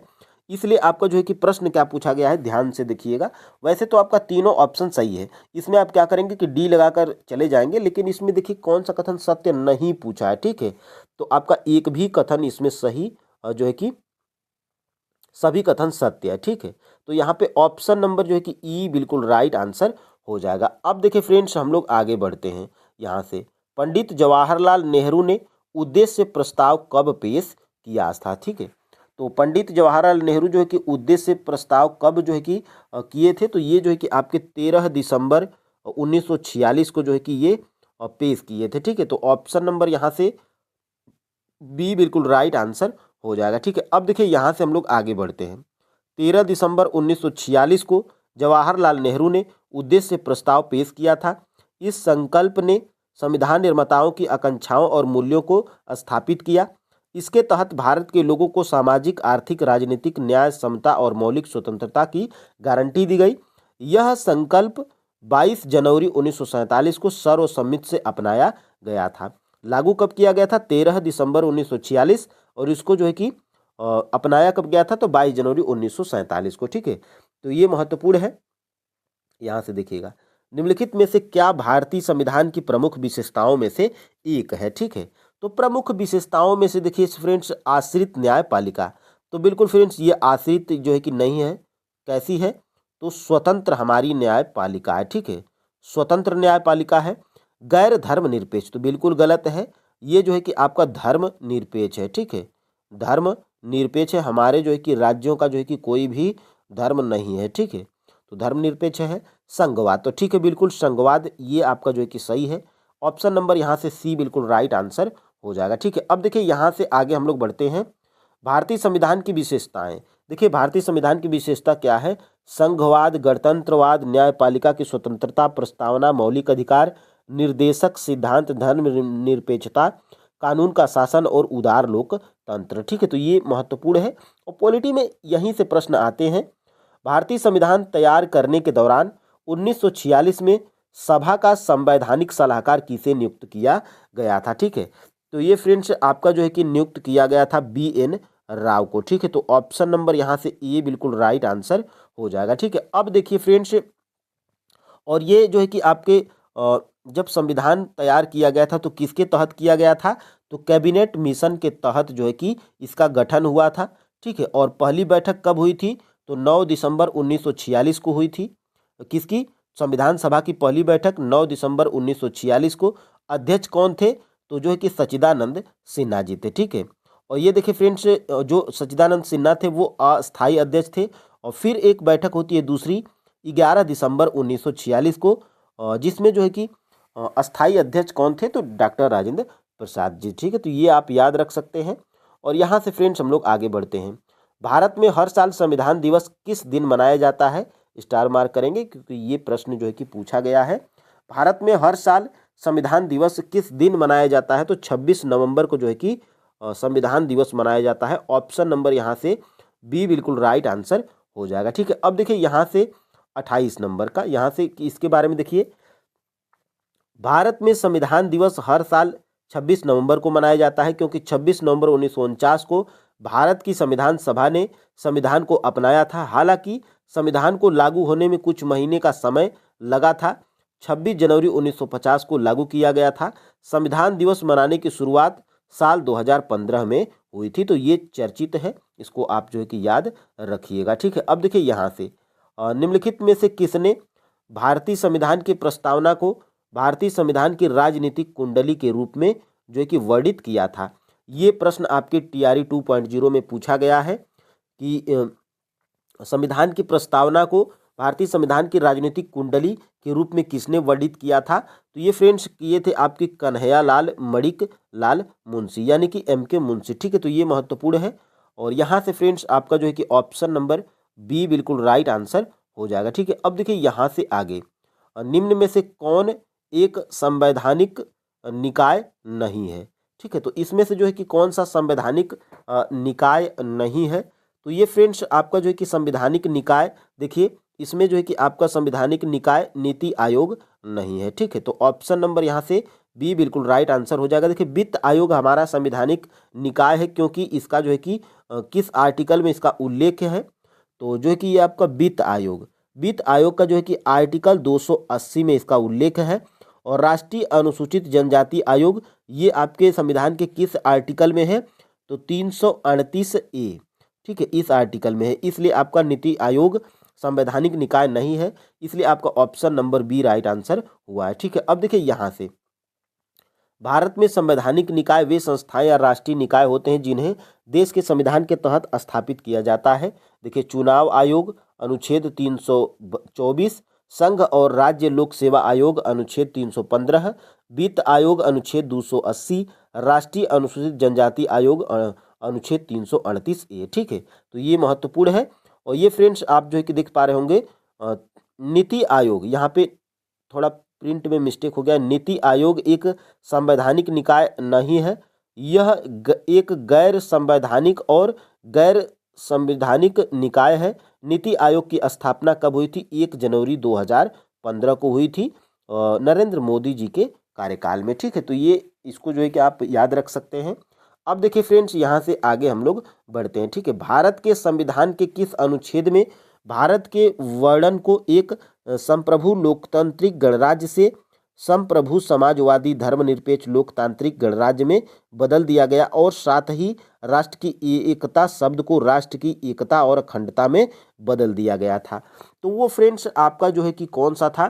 तो वो आपका जो है कि 42वां संविधान संशोधन था। ठीक है, 42वें संविधान संशोधन को लघु संविधान संशोधन भी बोला, लघु संविधान भी बोला जाता है। ठीक है, तो ये आप जो है कि प्रश्न बन सकता है कि लघु संविधान किसको बोलते हैं?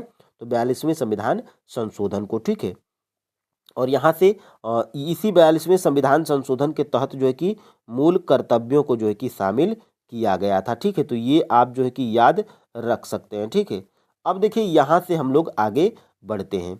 यहाँ से देखिएगा भारतीय संविधान के 42वें संविधान संशोधन 1976 के जरिए प्रस्तावना में 3 शब्द जोड़े गए थे, समाजवादी, धर्मनिरपेक्ष और अखंडता।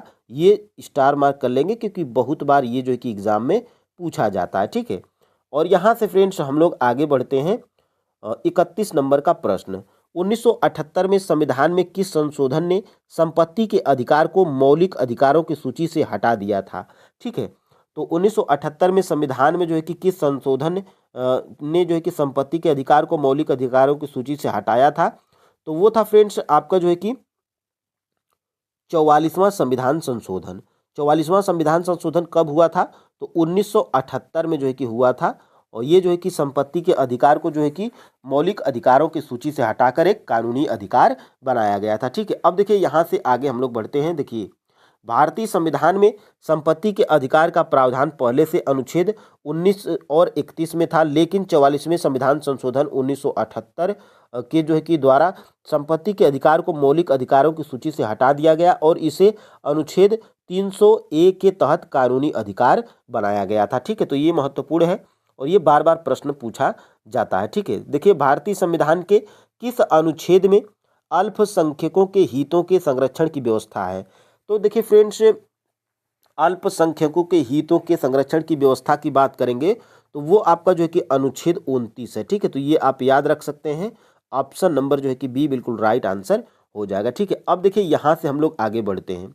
देखिए भारतीय संविधान में अल्पसंख्यकों के विकास के लिए और उनकी भाषा एवं संस्कृति के संरक्षण के लिए अनुच्छेद 29 और 30 के तहत कई विशेष प्रावधान किए गए हैं।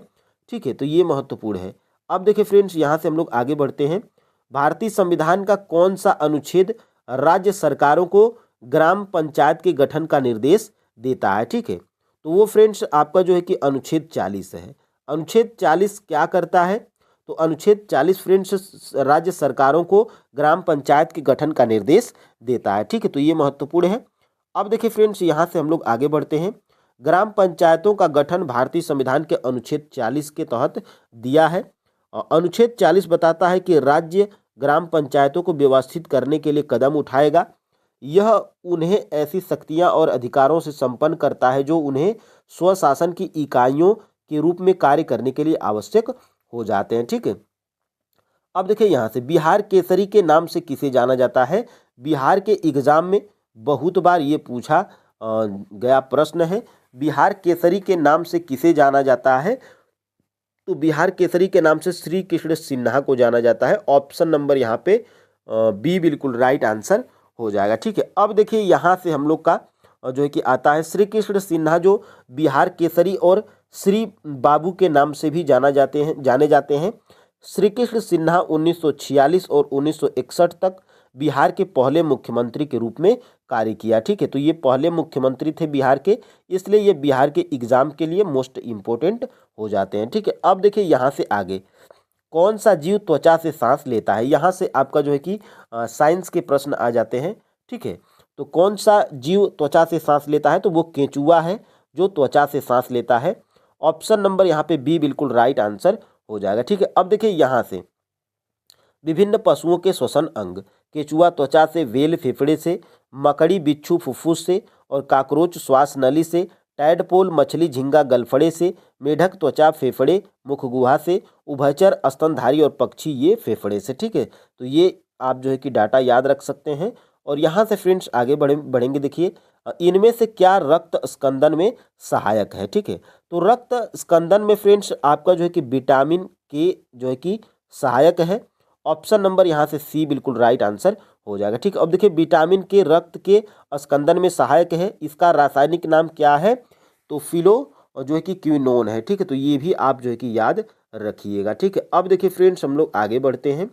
निम्नलिखित में से कौन संक्रामक रोग और विदेशी आक्रमणकारियों से शरीर की रक्षा करता है। ठीक है, अब इसमें आप कंफ्यूज होंगे कि विदेशी आक्रमणकारियों से जो है कि शरीर की रक्षा करता है, तो बिल्कुल यही एकदम एग्जैक्ट प्रश्न आपके बीपीएससी में पूछा गया है और ये प्रश्न बिल्कुल सही भी है। ठीक है, तो देखिएगा यहाँ से देखिए ल्यूकोसाइट्स क्या करती है, तो संक्रामक रोगों और विदेशी आक्रमणकारियों से शरीर की जो है कि रक्षा करती है। ठीक है, तो ऑप्शन नंबर यहाँ से ए बिल्कुल राइट आंसर हो जाएगा। ठीक है, अब देखिए यहाँ से श्वेत रक्त कणिकाएं WBC, जिन्हें ल्यूकोसाइट्स भी कहा जाता है, प्रतिरक्षा प्रणाली की कोशिकाएं हैं जो संक्रामक रोग और विदेशी आक्रमणकारी दोनों के खिलाफ शरीर की रक्षा करने में शामिल है। ठीक है, और ये देखिए सभी श्वेत रक्त कोशिकाएं अस्थि मज्जा में बहुशक्तिशाली जो है कि कोशिकाओं से निर्मित और व्युत्पन्न होती हैं, जिन्हें जो है कि हेमेटोपोएटिक स्टेम सेल के रूप में जो है कि जाना जाता है। ठीक है, अब देखिए यहाँ से निम्नलिखित में से कौन सा धातु खनिज नहीं है। अब ये TRE 2 में पूछ लिया गया प्रश्न है, इसीलिए मैं इसको शामिल किया हूँ।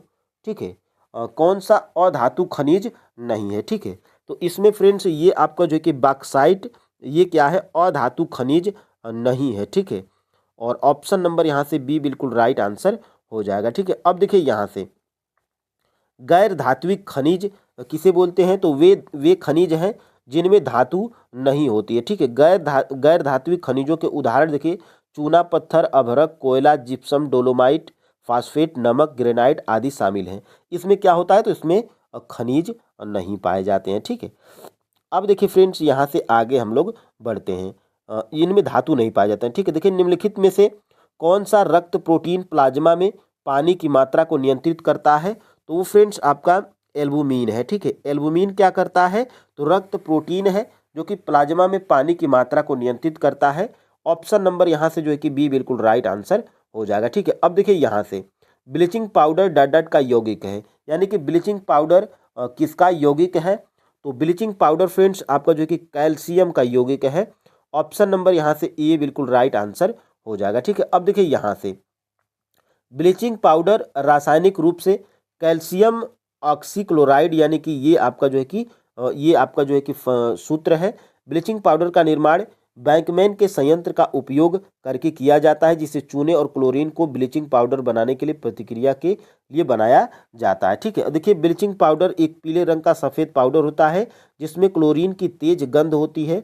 हवा के संपर्क में आने पर ब्लीचिंग पाउडर क्लोरीन की गंध देता है। ऐसा इसलिए है क्योंकि ब्लीचिंग पाउडर वातावरण से कार्बन डाइऑक्साइड के साथ प्रतिक्रिया करके कैल्शियम कार्बोनेट और क्लोरीन बनाता है। ठीक है, तो ये अभिक्रिया से है और ये प्रश्न आपका टीआरई 3 में भी पूछा गया है। केल्विन पैमाने पर मनुष्य का जो है कि सामान्य ताप कितना होता है। ठीक है, तो केल्विन ताप पर केल्विन पैमाने पर जो है कि मनुष्य का सामान्य ताप ये होता है फ्रेंड्स आपका जो है कि 310 होता है केल्विन। ठीक है, तो ऑप्शन नंबर यहाँ पे सी बिल्कुल राइट आंसर हो जाएगा। ठीक है, अब देखिए यहाँ से मोस्ट इम्पोर्टेंट मानव शरीर का सामान्य ताप केल्विन में बात करेंगे तो 310 केल्विन, सेल्सियस में बात करेंगे तो 36.85, जिसको आप जो है कि पढ़े होंगे 37 डिग्री सेल्सियस बोलते हैं। ठीक है, अब देखिए फ़ारेनहाइट में बात करेंगे तो ये 98.6 फ़ारेनहाइट होता है। तो ये तीनों चीज़ें आप याद रखिएगा। और देखिए यहाँ से आगे हम लोग बढ़ते हैं, पीन वैली राष्ट्रीय उद्यान कहाँ स्थित है। देखिए फ्रेंड्स, पीन वैली राष्ट्रीय उद्यान ये आपके जो है कि हिमाचल प्रदेश में स्थित है। ऑप्शन नंबर यहाँ से सी बिल्कुल राइट आंसर हो जाएगा। ठीक है, अब देखिए यहाँ से हिमाचल प्रदेश के जो है कि ये आपके राष्ट्रीय उद्यान है, याद रखिएगा। ये आपके अरुणाचल प्रदेश के, ये आपके जो है कि आंध्र प्रदेश के। ठीक है, तो स्क्रीनशॉट ले सकते हैं जो कि एनसीईआरटी में ये जो है कि उद्यान दिए गए हैं। ठीक है, अब देखिए यहाँ से सबसे स्थिर पारिस्थितिकी तंत्र कौन सा है। तो सबसे जो है कि स्थिर पारिस्थितिकी तंत्र की बात करेंगे तो इन ऑप्शन में देखिएगा वन, पर्वत, समुद्री, महासागर। तो देखिए फ्रेंड्स, ये जो है कि आपका सबसे जो है कि स्थिर पारिस्थितिकी तंत्र ये जो है कि आपका समुद्री महासागर है। ऑप्शन नंबर जो है कि ए बिल्कुल राइट आंसर हो जाएगा। ठीक है, अब यहाँ से देखिएगा निम्नलिखित में से कौन पर्यावरण के लिए खतरा है। ये आपका फ्रेंड्स ये जो टीआरई 3 वाला जो एग्ज़ाम हुआ था, जो कैंसिल हो गया था पीआईटी वाला, ये उसमें प्रश्न पूछा गया है, जो कि ये क्लास 10th के एनसीईआरटी जियोग्राफी में ये जो है कि आपका दिया गया है। ठीक है, तो ये जो है कि कैंसिल वाले में पूछा गया है पीआईटी में। ठीक है, पीआईटी में पूछा गया है 1 to 5 में। ठीक है, 1 to 5 में। तो निम्नलिखित में से कौन पर्यावरण के लिए खतरा है। तो बढ़ती जनसंख्या फ्रेंड्स पर्यावरण के लिए खतरा है। ऑप्शन नंबर यहाँ से बी बिल्कुल राइट आंसर हो जाएगा। ठीक है, अब देखिए यहाँ से प्रधानमंत्री श्री नरेंद्र मोदी ने किस शहर में जल संचय जन भागीदारी का पहल जो है कि शुभारंभ किया है। तो ये चर्चित प्रश्न है और ये आपके एग्जाम में पूछा जा सकता है, करंट का है, इसलिए मैं इसको शामिल कर दिया हूँ। तो प्रधानमंत्री श्री नरेंद्र मोदी ने किस शहर में जल संचयन जल भागीदारी का जो है कि पहल शुभारंभ किया था। तो ये जो है कि आपका जो है कि ऑप्शन नंबर सी है, सूरत में। ठीक है, तो इसको आप याद रख सकते हैं। अब देखिए यहाँ से देखिएगा हाल ही में किस राज्य सरकार ने पुलिस बल में महिलाओं को 33% जो है कि आरक्षण की घोषणा की है। तो वो है आपका जो है कि राजस्थान जो है कि महिलाओं को 33% आरक्षण की जो है कि घोषणा की है पुलिस में। ठीक है, तो ऑप्शन नंबर यहाँ से सी बिल्कुल